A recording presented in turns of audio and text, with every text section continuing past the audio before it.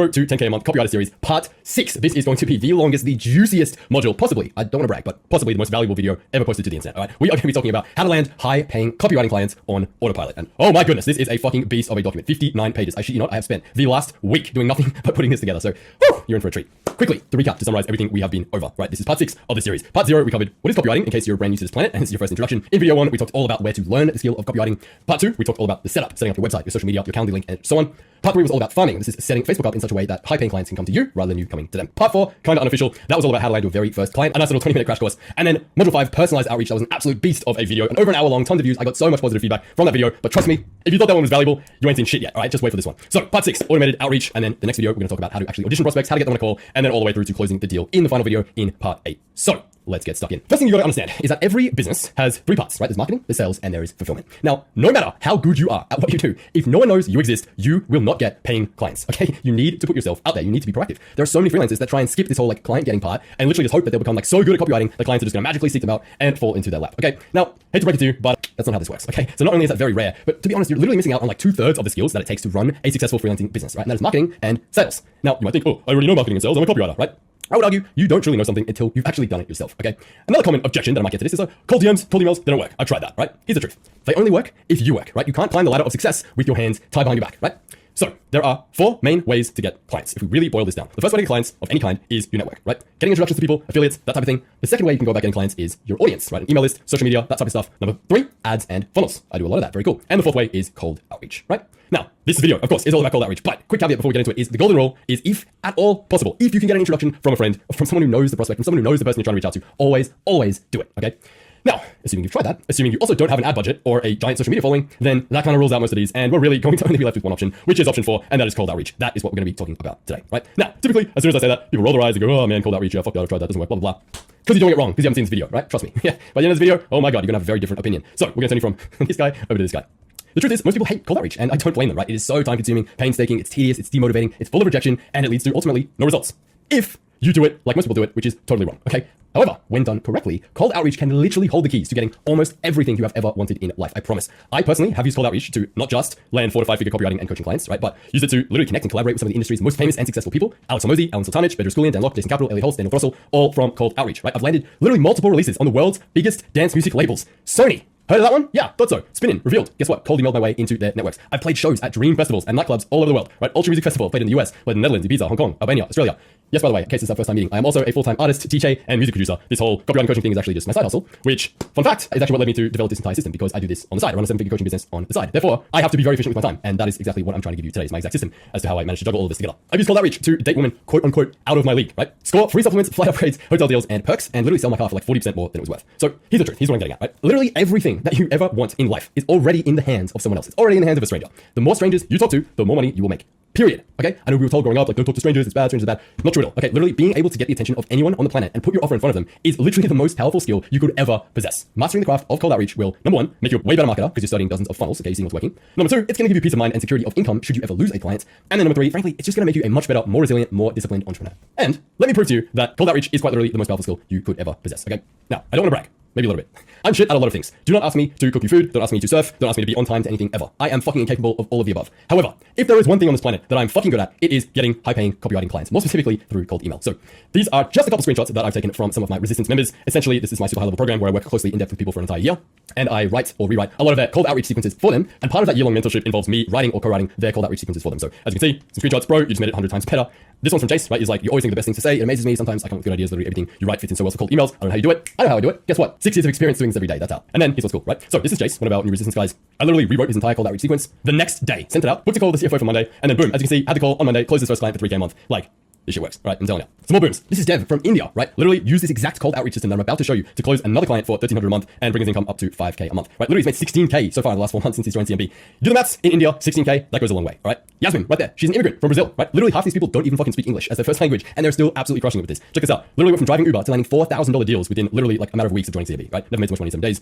Kyle, there's Kyle, made 10 grand in the last month. He's been in CMB with us for a year or so, absolute rockstar. And there's Alex, right? 20K collected with one of these offers so far, 100% from cold email. By the way, fun fact, this strategy that he's using is quite literally exactly the strategy that I taught for free on YouTube right there. As you can see, 5 months ago. He's one of the only people who watch this video. 4,000 people who watch this video. He's one of the only people that actually applied what I talked about in the video and used it successfully. He's literally made 20 grand from it, while, you know, fucking 4,099 people did absolutely nothing, right? So, shit works, right? There's Priyank. Hey, wants to give me an update. made 21K last month as a freelance copywriter. The dude is literally making like 30, 40K pops writing sales letters in the French market. It's absolutely insane. Now he's able to travel the world, visit his family, just moved to Miami, like all literally because of CMB and because specifically of what he's been able to accomplish with the cold email systems and strategies that we teach in the program, which is exactly what I am going to be giving you right here in this video. So let's get into it. So what's the secret, right? Am I some kind of cold email magician? How are people getting all of these results? What's going on here? You gotta understand, success with cold outreach literally all comes down to sending the right message to the right person at the right time. That is all it is, right? Cold outreach is 100%, it is a game of numbers and it's a game of timing. You gotta remember, right? This is something that they call the larger market formula. Now these numbers will vary, some people say 2%, 5%, 10%, whatever. The general idea is that you have to remember only about 3 to 7% of prospects are actually in the market to buy right now. So whatever it is. Now, there have been tons of studies done on this. The most notable one was about a group of people, thousands of people who expressed interest in buying furniture, right? So they all went to this furniture conference and they essentially found that around 50% of the people who went to the conference literally never intended on buying any furniture at all. Just complete tie kickers, waste of time. They didn't have anything better to do that day. The girlfriend dragged them along or whatever. Basically, waste of time, they're tie kickers, right? Half the people that you contact, that you reach out to are never going to buy from you. Probably never from anyone, okay? So just forget about them.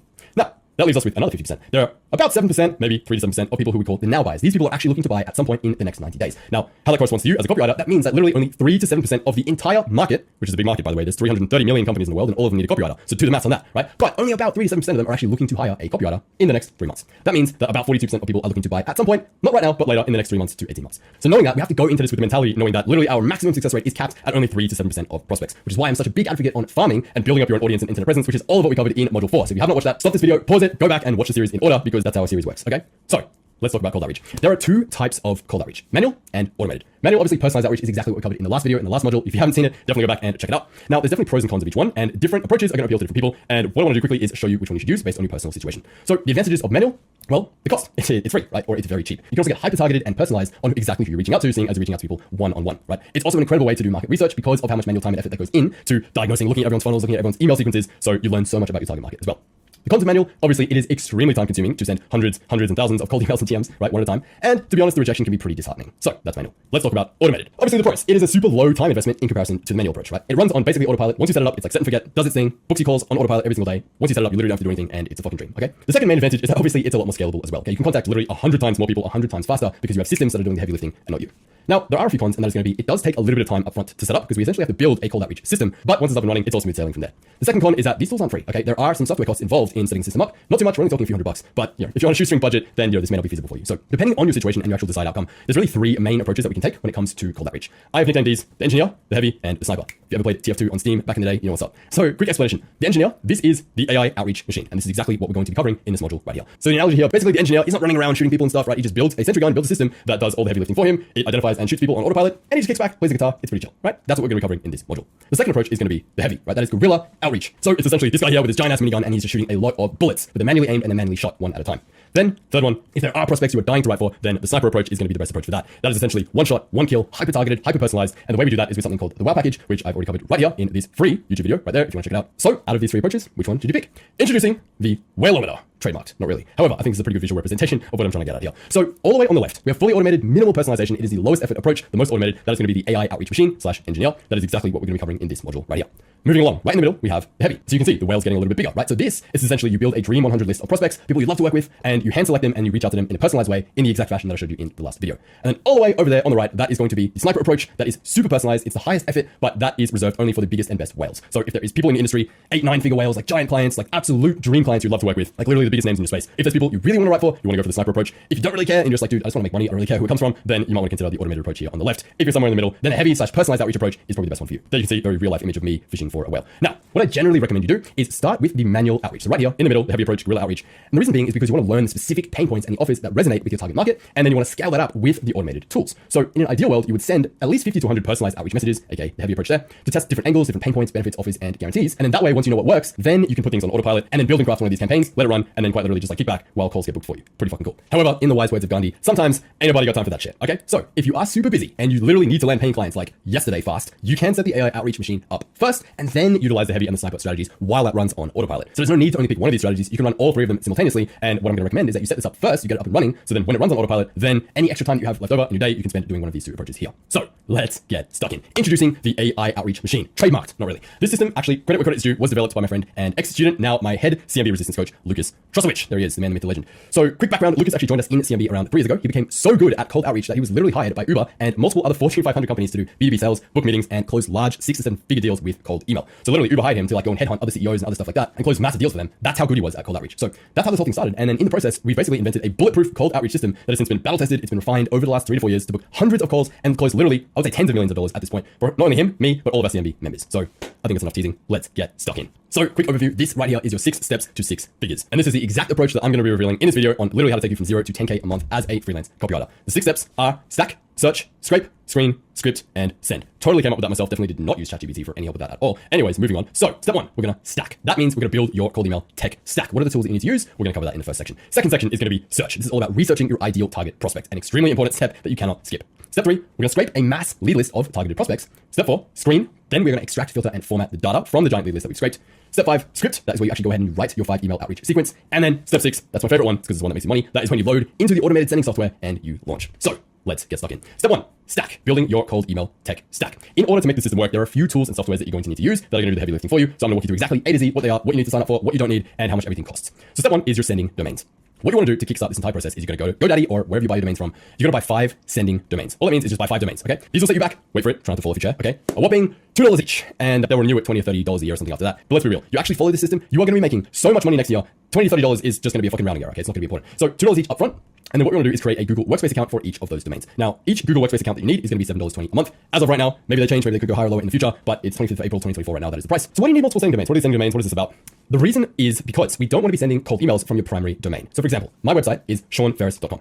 There it is right there in all its glory. It is like super old and really needs updating, but that's not important. So imagine my primary email was like Sean@SeanFerris.com. It's not, but let's pretend it is. So if I were to send cold emails from Sean@SeanFerris.com, what could potentially happen is very bad things. So if I send a super high volume of emails, then it only takes a few people to be having a bad day and report me as spam. And then potentially in the worst case scenario, my domain could actually be blacklisted, which would mean that essentially my entire domain of SeanFerris.com and any email and anything connected to that would completely be disabled, gone forever. Okay, it means my website wouldn't work, my Stripe wouldn't work, bad things. Okay, so that's why we have dedicated sending domains. We don't want to use your main domain. The second reason, like, why do we need 5? Like, what's with that, right? So there's a limit of really realistically about 50 to 100 emails that you can actually send per day per domain. If you try and send more than that, like if you're trying to send thousands of emails a day from one single email address, you are going to go to spam. Straight up, okay? So the real limit is about 50 to 100, and that's why we need multiple of these domains to actually be able to send more than 50 to 100. And the coolest part is that the more domains you have means the more emails you can send, means the more money you can make.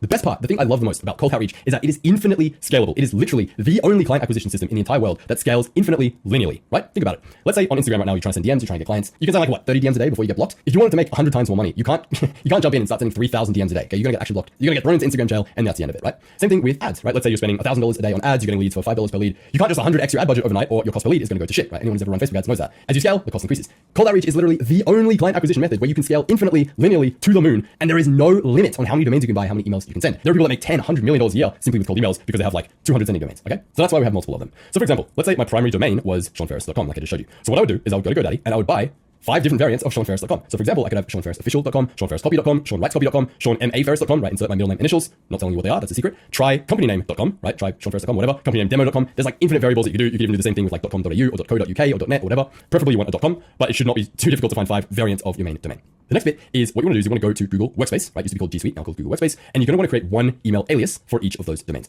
What is an alias? Very simple. It's just a thing before the @ symbol, right? So if my domain was SeanFerris.com, or let's say Sean@SeanWrightsCopy.com, all you're going to do is you're going to create essentially whatever your name is, so name at yourdomain.com for each of the 5 that you just made. One email for each domain. That is all you need. Go into your Gmail settings, add a profile picture to each email account. Okay, you want to be looking like a real person here. We're going to be sending emails from this. So make sure that you don't just have like some blank profile picture. Okay, we want to be showing our prospects that we're a real person here.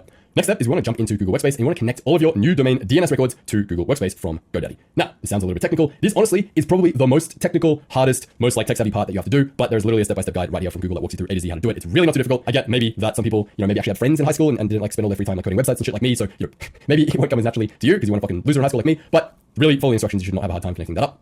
And then last step is you want to set up domain forwarding to forward all of these domains to your main website. Now, the reason behind that is because let's say you email a prospect from SeanWrightsCopy, Sean@SeanWrightsCopy.com. Well, a lot of people before they decide to reply to you or not are going to copy paste that, put it into Google and see, is this guy real? Do they have a website, right? Do they look legit? And if it just goes to a blank, like, 404 error page or something like that, it's not really the best look for you, okay? So it's very simple. You just go to GoDaddy, you set up domain forwarding, and you can forward these all to your primary domain, to your card website. Remember that card website that you set up in module 3, which you did, right? Yes, good. If not, go back and watch the series in order and actually implement it this time. You should have a card website and then you should forward them all to your website. Pretty simple stuff. Very nice. Okay, moving on. The second tool that we need is our warming and sending software. Now, we can't just buy a bunch of domains and start sending emails straight off the bat because guess what? That is exactly what spammers do, and that is why they go to spam. So before we can actually start sending, we need to warm up each domain for 14 days. There's no way to shortcut this, okay? It just needs to take time. It needs to take 2 weeks. You need to give it 2 weeks, 14 days before you can start sending to ensure that your emails actually have good deliverability, right? Your domain reputation is nice and strong, and your emails actually land in primary, right? There's no point in doing all this shit if your emails are just going to spam and no one's seeing them. So there's a lot of email warming tools out there on the market, Lemwarm, Instantly, and so on. The one that I'm going to recommend that you use for both warming and sending is Instantly. I personally think they are the best in the game when it comes to cold outreach. It's a company run by cold emailers for cold emailers. They basically built the tool that they wish they had. It's a really smart team behind it. They're very innovative, and it's just honestly like Dude, if they're a public company, I would buy shares, right? Let's just say that. So we're going to use instantly. That is a tool that I recommend. You're going to have to sign up for the Hyper Growth Package. It is $97 a month, okay, USD, but it does come with a 14-day free trial. So technically you could warm your domains for free if you just sign up for 2 weeks and then canceled, but we're going to need to send anyway, so just sign up for the package, okay? Now, you could sign up. They do have cheaper tiers. You could go here, go to pricing. This package right here, it's the one we want. Hyper Growth, pay yearly, you can save some money, save 20%. Now, if you're balling on a budget, probably realistically you're going to be paying monthly, so it's going to be $97 a month. Now, you might be tempted. This growth package, hey, you can get the same thing for only $37. No, unfortunately, the growth package is not enough for our sending needs, as you'll see when we get to the next bit. So listen, you could spend hours and days Googling alternatives and you're going to come to the same fucking conclusion. Trust me, I've done all the research for you. This is the one to use. Just sack up and sign up for it, okay? Next, just leave all the warming settings on default. It is super simple to connect once you set it all up. You just jump in here, right? You go all the way over there, warm up button, click it till it turns green, and that's quite literally it. That's all you need to do. Turn warming on, let it do its thing, leave all the settings on default. I've just given you my personal email. That's fucking great. Now, what is this warming up thing? What does it do? Why is it necessary? Very simple. The reason that we want to do this is because when you first purchase a domain, it is stone cold, okay? It has never emailed anyone. It's never been emailed before. If you try and start blasting out emails straight away, literally, again, that is exactly what spammers do. Therefore, Gmail is going to go, you're a fucking spammer. Fuck you. You're going in the spam folder. And then our sequence won't work, okay? So what this does for you is it essentially replicates human-like sending and receiving behavior. On your behalf, on autopilot for 2 weeks, it will send and receive emails to a giant pool of people who also use Instantly. And you guys basically will send each other emails and you'll respond to some of them in a natural human sort of pattern that you would only respond to emails, which signals to Gmail and all these other algorithms that like, oh, okay, yeah, this person's using their email like a normal person and they're good to go. And that's going to warm your domain up until your domain reputation is high. And then we can start blasting cold emails later on. Now, of course, this is going to mean that you're going to be getting a flood of random emails in your inbox. It's going to be clogging it up and you probably don't want to see that. So unless you want to go insane, what you want to do is copy the warm up filter tag that's in Instantly, create a filter in your Gmail to actually hide all those warming emails in a folder so that you don't go insane, like I said, right? So they're going to give you a custom signature. We went over here for more into settings right there. There it is. You're going to click to copy that. Super simple. You come over here into filtering settings and you just go include the words bang. Then you go create filter. And then all you're going to do is mark it as red, never send to spam. And then you're just going to apply a label, create a custom label, send them all to a folder. That way they're not showing up in your main inbox and you don't go insane. Okay. So that's step 2. The third tool that we're going to need to use here is our lead generation tools. Okay. So hate to break it to you, but we're going to need some leads for this to work. Now, there are 3 main lead gen tools that we're going to want to use to mass scrape leads at scale. The 3 that I recommend are going to be LinkedIn Sales Navigator, Apollo, and new kid on the block is Instantly Lead Finder. So this is going to depend a little bit on what niche in particular you're going after. If you are going after like coaches, personal brands as the niche that you chose in module 2, I'd recommend using LinkedIn Sales Navigator. You're going to need the $99 a month core plan. If you have what I would call a more like legit business, so I just imagine something that would have like head office, that type of thing, then you're going to want to use Apollo. Apollo is essentially a giant database full of like 250 million companies. You're going to need the $59 a month basic plan is all we need for this. Now the caveat here is when you use these 2 tools, especially LinkedIn Sales Navigator, it's going to give you a bunch of leads. However, all it's going to show you is just a bunch of targeted LinkedIn profiles, not necessarily their emails and their phone numbers and their contact info. So we need to use a third-party tool. The one I recommend is going to be FindEmail to actually extract their personal emails from LinkedIn Sales Nav or Apollo. This is going to set you back $99 a month for 5,000 contacts. 5,000 should be enough. That's all we need. Alternatively, if you're balling on a budget, there are other tools that do this as well. Phantom Buster, Scrap, and EvoBoot Wizard, for example. And one of the newer players in this market, like I said, is Instantly Lead Finder. So in addition to the sending and warming software, recently, about 6 months ago, they actually launched their own lead gen software as well. It is $97 a month in addition to the $97 a month that you have to pay for the sending software. And the Supersonic Leads is the plan that you want to get. That's going to get you 4,500 verified leads every single month with the personal emails. So the good news is you don't actually have to pay the additional $99 a month to use FindEmail because it actually just gives you the personal emails for you. Now, if you're wondering, oh my God, this sounds like a lot of costs and expenses. I don't have that. I can't afford that, whatever. Good news is you don't need to use these forever every single month unless you're running like a high level agency. You can simply sign up for 1 month, scrape as many leads as you possibly can, and then cancel. That's totally fine. And then only when you run out of leads and you need more, you can reactivate your plan and get more. Okay, so there's no need to pay for it every month. Next, the fourth tool that we need, super important, is email verification. You always must validate your lead list with an email verification tool to ensure that your email list that you've generated from these scraping tools is real, it's active, and it's free of spam traps. Okay, so this is going to protect your domains and sender reputation. Nothing will destroy your sender reputation and send you to spam faster than emailing a giant list of emails that are invalid or full of spam traps or whatever they're bouncing. Not good. Okay, so we want to make sure that we're cleaning our lead list before we do any sending at all. What I recommend you do, easiest way to do this, jump over into AppSumo, just simply search for email verifier or email validator, as you know from watching module 4. AppSumo is just a giant market essentially full of software programs, and from time to time, some of these programs will just run these absolutely insane, 99% off like lifetime deals and that kind of thing. So literally just search for email verifier or email validator, chuck it in the search bar, and then honestly just pick any of these. They all pretty much work the same. Rion, that's a really good one. So you can see that instead of spending what it would normally cost, which is like $50 to $100 a month, you can quite literally get access to the tool for lifetime for a one-time purchase of $79, which is absolutely insane. So just search for email verifier, search for email validator, look for one of them which has a good lifetime deal, should be around $59 and has great reviews, and just use that. So a few of the really good ones in the market: Rion, Million Verifier, email list validation. Search for those ones first. If they have a deal on, definitely grab one of them. Move on. That's what we need to do. The fifth tool, this is super important as well. Luckily, this one is free. It is called Mail Me Your Spam Checker. So what this essentially does is actually scans your emails for spammy words and phrases that are likely to put you in spam. So that way you know beforehand, before you send the email, you can proof your copy and make sure you remove those words so that you don't go to spam. So super helpful, super useful tool that we're going to be using down the line. So all in all, for the total investment for the tech stack that we need to make this work is $10 for 5 sending domains, okay, $2 each on GoDaddy. Of course, they're going to renew at about $20 to $30 a year later on. But like I said, once you're making $10K a month, do you really give a fuck about $20 a year? Not really. So not that important. Next bit is Google Workspace. That is for the emails and the inboxes that we're going to be using to send from. That's going to set you back $7.20 each as of right now, $36 in total. Next is our scraping software. That's going to be $59 to $99 for Apollo or LinkedIn Sales Navigator or Instantly Lead Finder to scrape leads. $99 a month for FindEmail to extract the personal email of all those leads we generated, $59 one time for an email validation tool on AppSumo, and then of course we need to use Instantly $97 a month, which is going to warm and send our emails. So the total upfront cost to get this entire system up and running, the system that will literally save you 40 hours plus a week of manual prospecting, manually sending emails, and just do the whole thing for you, is $300 to $400. I mean, honestly, if you value your time on like $2 an hour, I think it's an absolute no-brainer. Right? The only ongoing cost after that, literally the only thing you have to keep paying for, is the Google Workspace emails every month, and then Instantly to send the emails. So $300 to $400 up front, and then $133 a month ongoing for Google Workspace Instantly. For the amount of time this saves you, literally 40 hours a week, it is an absolute no-brainer. If you can afford it, absolutely do it. If that's too much for you right now, totally get it. I used to work in a warehouse, minimum wage. In that case, jump back a module, just do the personalized outreach, you'll be absolutely fine. So that was step 1. Build your cold outreach email tech stack, done and dusted. Let's talk about step 2. That is going to be search, researching your ideal target prospect. Now, I'm not going to bullshit you. Research is probably the most boring part of this entire process, but oh my god, it is the most necessary. If you try and skip this step, I assure you, nothing else matters. This process will not work. It is absolutely crucial. No doubt you've heard this quote before from the legend Mr. Abe Lincoln. Give me 6 hours to chop down a tree and I will spend the first 4 sharpening the axe. Sharpening the axe in this case means doing our research. You'll see that once you have a firm grasp on your prospects, pain points, needs, desires, wants, and so on, literally your cold outreach emails will write themselves. Everything will become absolutely effortless if you put in the time to do it here. So this is going to be one of the longest sections, but absolutely the most important. By this point, you should have decided your niche and your offer, and you should have a very clear understanding of what you're selling and who you're selling it to. If not, go back and watch the series in order. You fucking goose, okay? It's a series for a reason. You start with video 1, and then you watch video 2, and then all the way to video 6. This is video 6. Watch it in order, okay? So, why niche down? Well, a few very key reasons why we want to niche down. Why can't we just say, well, there's 330 million businesses in the world, why can't I go for all of them? Think about this concept of a generalist versus a specialist. Who gets paid more? Your GP, right? Your random local GP down the road, or a brain surgeon? Of course, the brain surgeon gets 5 to 10 times more money despite the fact that they're both doctors. Why? Because he solves a very specific, very high level problem. We want to become a specialist and not a generalist. Second reason is it's going to allow you to become the go-to expert in your niche and just get tons of referrals on autopilot, right? If you brand yourself as like, I am the email copywriter for pet stores or whatever, then you're going to kind of develop a name for yourself if you're good, right? And then, buzz will get around, word will get around, and then before you know it, your clients coming to you without even trying. Third reason, quite simply, you need a map before you enter the woods, right? If you're trying to get to the other side, it's kind of nice to know how to get there. So, famous quote that I love from our man Confucius: the man who chases 2 rabbits catches neither. This is such a common trend that I see among people who are like, oh, well, I could help golf store owners, and I could help gym owners, and I could help this and that. And it's like, yeah, you could help everyone, but by chasing everyone, you appeal to absolutely no one. It is the equivalent of, imagine you walk into a crowd, right? And you shout, hey, you! Who's going to turn and look? Fucking no one, right? Because it's generic as shit, right? Imagine if you said, hey, Brian. Imagine someone called Brian, dude, they're going to turn and look 100%. Okay, so that's what we're trying to get at here. The way you stand out in such a crowded marketplace isn't by shouting louder than everyone else, okay? It is by whispering the right words in the ears of your prospects, okay? So that's why niching is super important. Now, none of this is new. We covered this all in module 2, but it's super important, so I want to make sure we go over it again, okay? The 5 ones, this is your fastest path to 6 figures. We're going to pick 1 target market. That means 1 person, 1 problem, 1 promise. We're going to make 1 main offer to them, 1 main traffic source. In this case, we're talking about cold emailing. 1 conversion tool. I would recommend a phone call or a Zoom call, technically. I would recommend you do a Zoom call. And then the last bit is 1 quarter. All that means is 90 days. So you're going to give this an honest crack. You're going to go super hard for 90 days. You're not going to change anything about your target market, your offer, your traffic source, your conversion tool for 90 days. And then, if for some miraculous reason you're not getting results after 90 days, then you can go back and revisit. Okay, don't be one of these niche jumpers who tries it for like 7 days and go, oh, my niche is broke, it sucks, and then you're flip-flopping all over the place and you make no money. Okay, it's what everyone does, is why they all suck, why they get no results. So let's talk about your 5-star market checklist. What actually makes a great niche? Very simple. Starving market. Is there actually a need for a copywriter in that space? Is the market growing year over year, right? Not like the, newspaper industry, for example. Are they easy to find, right? Are they actually searchable? If you were to type in into LinkedIn or Facebook or Instagram, do they have a catchphrase or a title or a job title or something that you can actually search for? Purchasing power, are they able to buy? AKA, if you're selling to like broke, unemployed uni students or something, probably not a great market. So, do they have money? Are they already successful? Are they making money? Now, this one is a little bit controversial. Everyone always talks about like, oh, you want to go for a blue ocean opportunity, right? You ever read any of like Russell Brunson stuff? No, I hate Russell. I think he's amazing. But they always talk about this concept of blue ocean. It's like, dude, you're not trying to build a $1 billion business and disrupt an entire industry, okay? You're literally just trying to make like 10 grand a month. There is so much room in every market for you for a fucking piss tiny little 10K a month. It's absolutely nothing, okay? It is a micro slice of the pie. So what I mean here by red ocean is, are there already copywriters crushing it in this market? That's all. Are there copywriters making money in this market? If there are not, if you're like, oh, I've just discovered this magical blue ocean, there's not a single copywriter in this market, I could be the first one. Yeah, there's probably a reason for that. It's probably because the market has no money and it sucks, okay? So what I'm getting at is like, go for something proven. That's it. Now, the best niche for you is going to be something that you're passionate about, that you have ideally some sort of knowledge in, and then something that there is demand for as well. So if you can hit on all 3 of those spheres, like we talked about in module 2, then that is your absolute golden market, okay? That's the market. So the market is the who. We combine the market with the service. Your service is the what, aka what are you selling? Okay, are you selling email marketing, Facebook ads, SEO, sex counseling and therapy? I don't know, right? That's the service. And the intersection of those 2 is what we call your niche, okay? So if you're like email marketing for ecom coaches, that would be your niche. Very simple. Now, if you're struggling to decide, then let me help you out. Right here is a list of proven, in-demand, high-paying niches in case you're stuck and you need some help. Supplement brands, niche ecom stores, financial/investing, newsletters, courses, and coaches. Crypto, getting pretty hot right now. I don't know, depending on when you're watching this. Maybe it's like 2027 and the whole fucking crypto market has collapsed. I don't know. Credit repair, dating, relationship, sex advice, right? You pick either men or women ideally.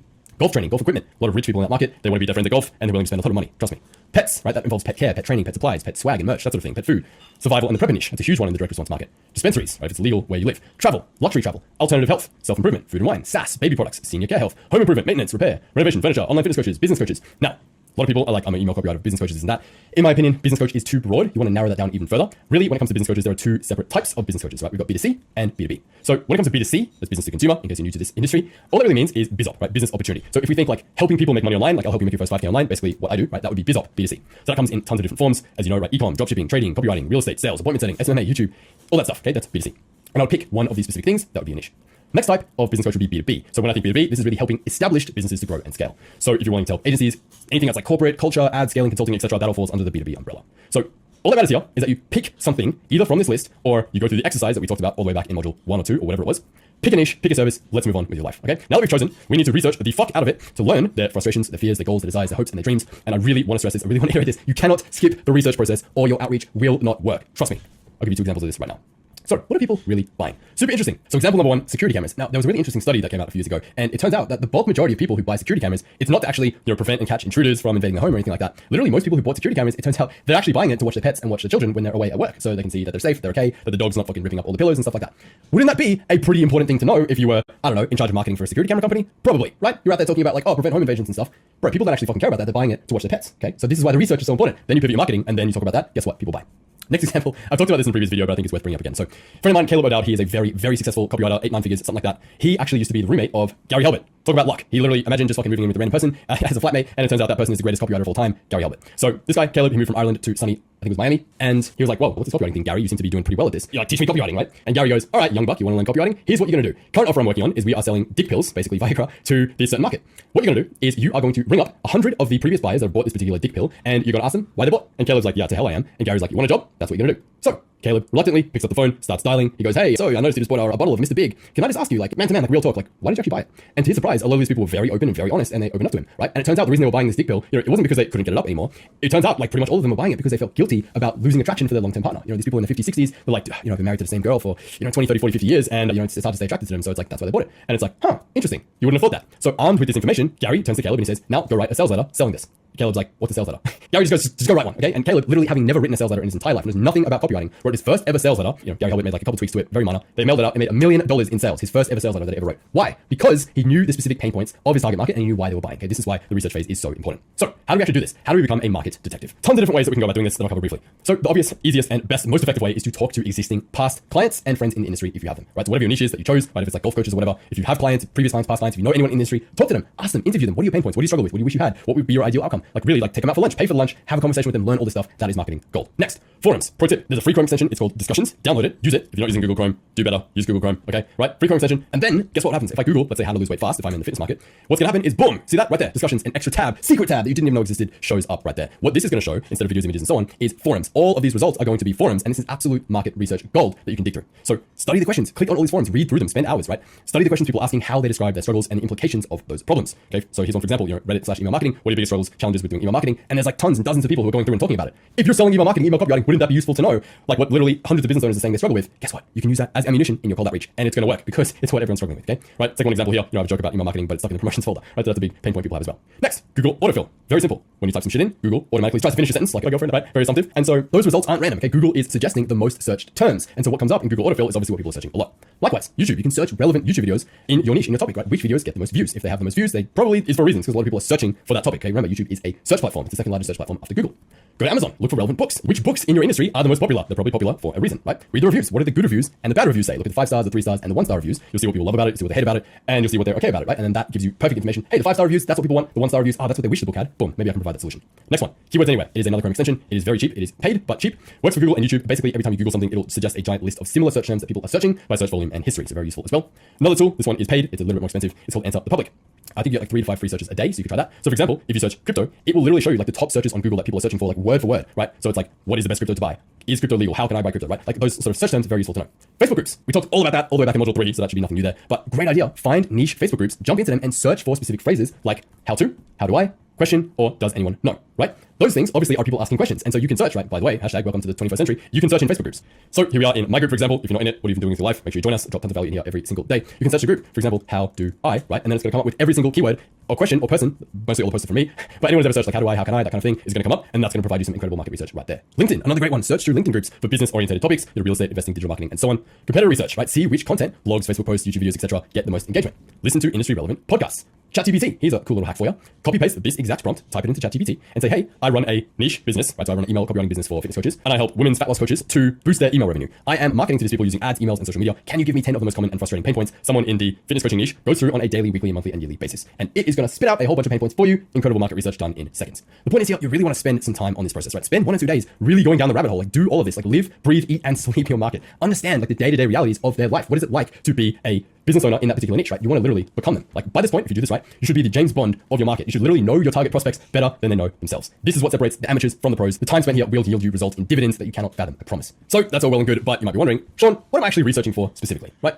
Here is the ultimate framework I've ever seen for doing this. Credit where credit is due. Taki Moore, the man, the myth, the legend, one of my original business coaches, helped take me from 20K a month to well over 100K a month. Dude's an absolute legend, makes like $30 million a year, most generous human I've ever met, never wears shoes, just a total rockstar. Okay? So he talked about this concept that we call the four forces. Now this is essentially a quadrant comprised of 4 sections, hence the word quadrant. So we have wants, aspirations, frustrations, and fears. So I think it's pretty self-explanatory, but essentially wants is just like, what do your target market want? Aspirations is more long-term. So it's like, what do they want more in the future?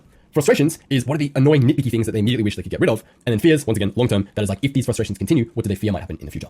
So the way that I would recommend that you use this, that you feel this out, as you're going through these forums and Amazon and YouTube videos and so on, and you're going through all these places, Facebook groups, you're doing all this research, take notes, but put your notes in one of these 4 quadrants and spend a lot of time on this. It will pay off, I promise. So the way you want to start, I would start right here, bottom left, frustrations. All you're gonna do is you're gonna list out like, what are all the frustrations that this market has, particularly as it pertains to your particular service, right? So like email marketing. So for example, like, what do dating coaches struggle with? Well, probably struggle to predictably generate high quality, high income leads. They probably struggle with dealing with a lot of brokies, unpredictable lead flow, leads not willing to spend thousands of dollars on the high ticket coaching, so on and so on. That would be the frustrations. Then you're gonna extrapolate that into fears. So it's like, hey, if this continues, what do I fear might happen? Well, I fear that maybe I'm gonna have to wind this business down, I'll have to go bankrupt, I'll have to give up, I'll have to go back to working 9 to 5, whatever, right? Now, the cool part is, once you've done the bottom 2, frustrations and fears, you're pretty much done. All you have to do is invert it, and then you get the top 2. Okay, so the opposite of all the frustrations are all the things they want. The opposite of all the fears are all the aspirations that they want. Now, really build this list like as big as you can. Spend a good few hours doing this, because I promise, like, if you get this right, your emails will literally write themselves. Okay, your campaigns will crush. Your calendar will be flooded with prospects wanting to hire you for your services, right? So that's the first bit. The next thing we need to do is we need to take our service, for example, email marketing, and actually refine it into an offer. This right here, this is the secret sauce to cold outreach. Okay, this is how you literally grab your prospect's attention by the throat and you make them beg to jump on a call. It is what I refer to as mafia offers. What is a mafia offer? Quite simply, an offer that cannot be refused. Okay?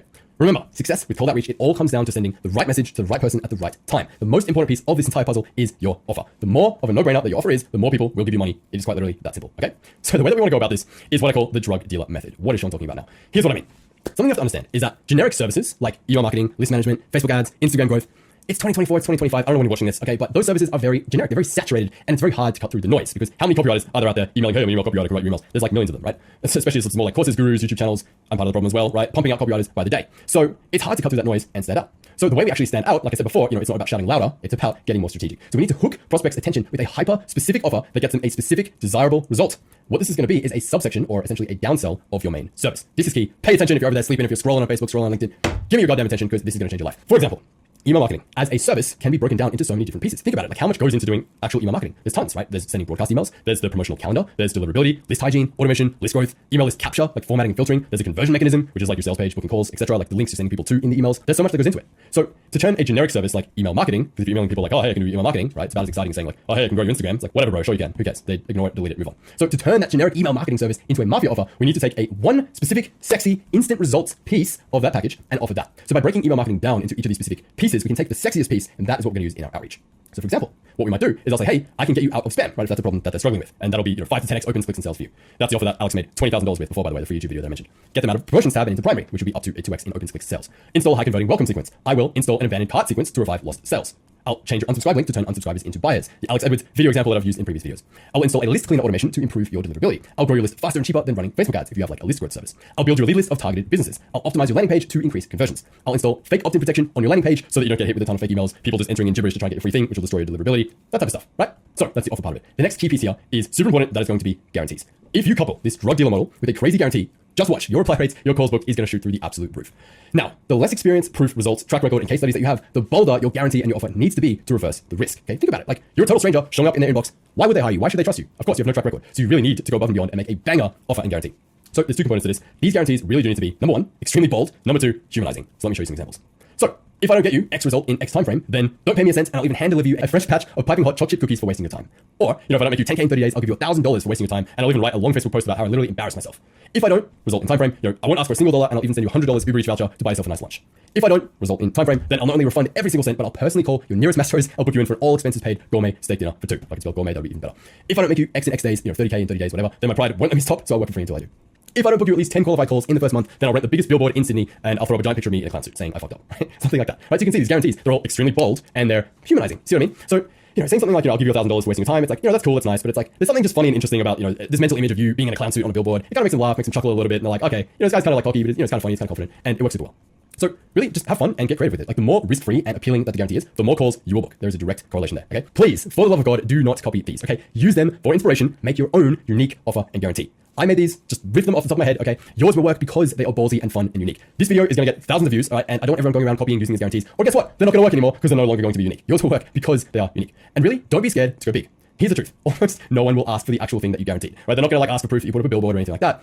The objective here, what we're trying to do is grab their attention and get them on the phone in the first place. That is literally the hardest part of the entire client getting process by far. Here's a little trick for you, okay? It's a bit sneaky, but this is the play. Then, once you're actually on the call, then you can ask them about their business and their goals. You can pitch your main service, which would be like holistic email marketing and list management, right? And I'll write your emails and I'll do all this stuff. So basically, you use this hyper section of downsell, right? One of these things to get your foot in the door because it appeals to them because it's like instant results, quick, sexy. Then you get them on the phone. Then you can close them on your like full scale. Hey, I'll do your full email marketing. I'll do all this for you, okay? So this is really like the foot in the door that gets you the call in the first place. I call it the drug dealer model because really, if you think about it, like any good drug dealer, they give out these like free samples, these free hits. Not that I would know, but that's how they get you hooked, right? It's like, oh, try this, and then you're hooked, and then it's like, now you come back and buy more and more, okay?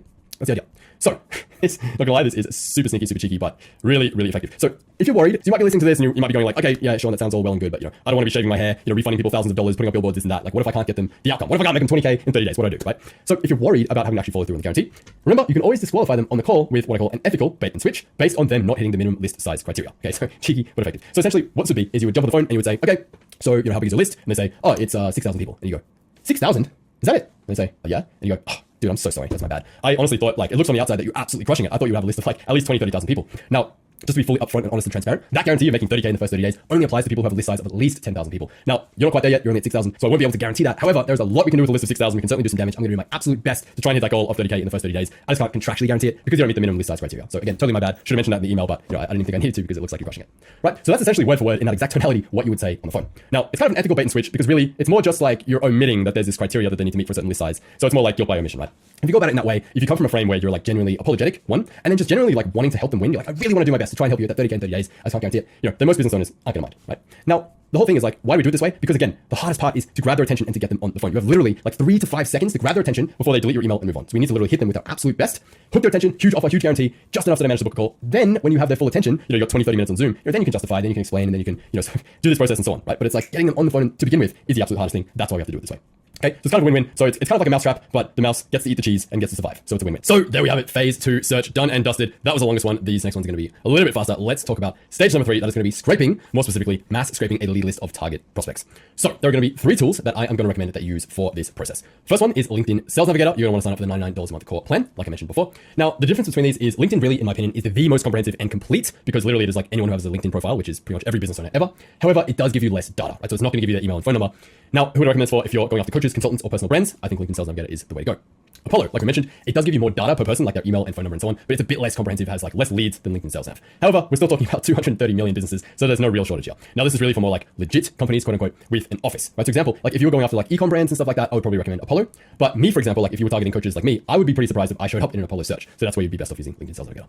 Now, new kids on the block, instantly lead finder, 97 a month for the Supersonic plan. This is a newer entry into the market, but they do have really promising results so far. I think it could be fine-tuned to be a little bit better, but the team behind them is really solid. They're super high level, very innovative, very smart team. And so no doubt, probably by the time you're even watching this, it's been like 2, 3, 6 months and they're probably on top. They're probably crushing it right now. So this is really more of an all-in-one solution. So there's no need to use a third-party tool like FindEmail to extract the emails like I mentioned before. Here is the secret sauce that fucks everyone up, and I'm going to show you how to do it properly. So what filtering settings should we actually use to find ideal target prospects? Because if you go to these platforms, let's say you go to LinkedIn Sales Navigator, we're going to scroll all the way back down here.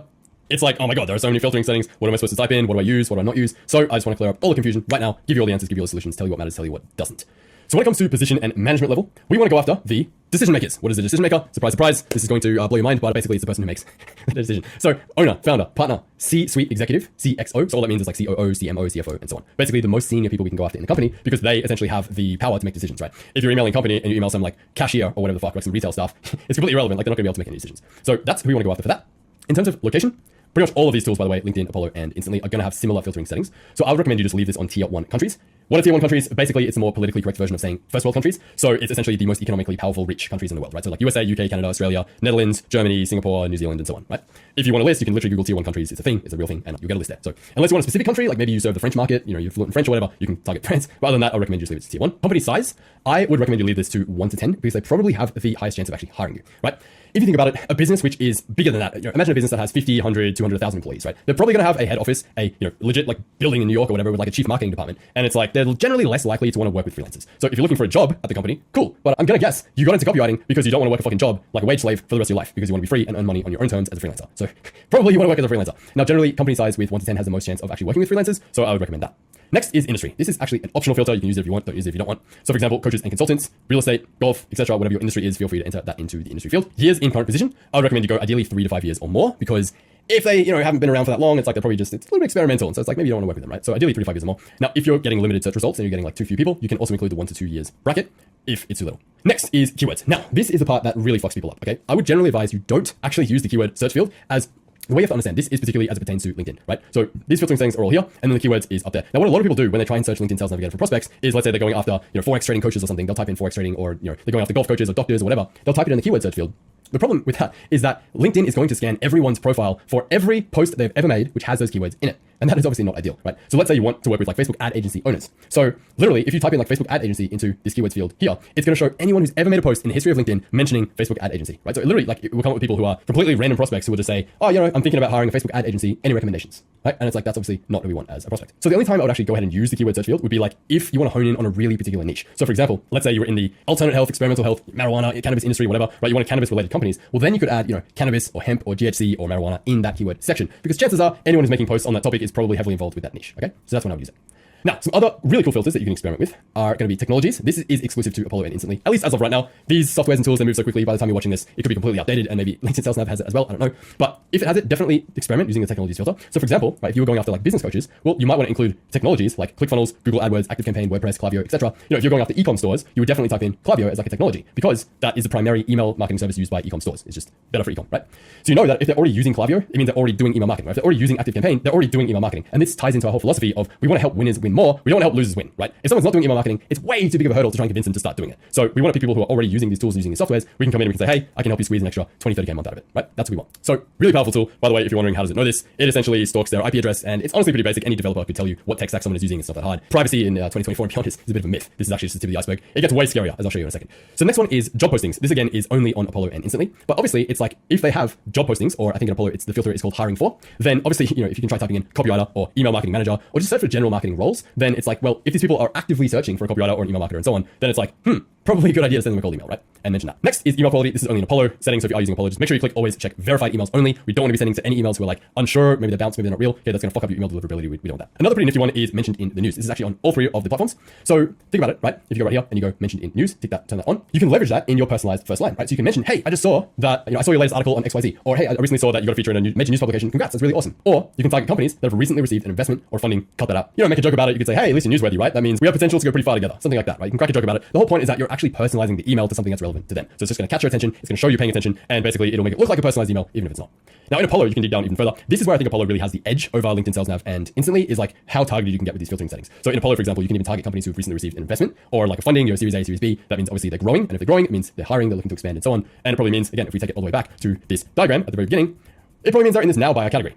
Another super ninja one by Apollo is something called Signals, right? This is unique to Apollo, but you can actually search for people who have literally just launched a new product or service, right? And it's like, hey, if you think about it, you can leverage that in your outreach, and you can say, dude, just saw you launched XYZ for company name. Super cool. I actually specialize in helping niche, whatever you are, launch and, do 6-7 figure launches with my email sequences. Does that sound like it's worth a chat, right? So it's like just specifically mentioning stuff like that. It just shows them that you've done your research, even though you haven't, because it's a filter, but that's how it comes across. And that really makes a huge difference in your outreach, right? Apollo, it's even got stuff like office expansion. It means they're growing. It's got settings like cutting costs. So that means you can if you have some sort of service that can help them cut costs, then you can say like, maybe, I can help you save money on your Facebook ads by increasing your LTV from your email list, right? It's like, hey, I know you're cutting costs. I can help you save money on your Facebook ads by increasing the LTV from your email list, right? That sort of stuff, right? It just helps personalize the message. Now, you thought that was cool. Wait till we get to this. Apollo, this is where Apollo really shines. It is the buying intent filter, and this is super powerful. So this basically uses AI to stalk the IP addresses of the company's head team members and essentially see what they're searching for. So you can actually select relevant topics, industries, and for example, let's say the CEO or whatever chief executives of the company have recently been searching on their own private laptops for a email copywriter or for a Facebook ad specialist or for an SEO person or for a videographer or whatever. Apollo knows that, right? And it will essentially list them as being a high buying intent. So like I said, privacy 2024, fucking non-existent.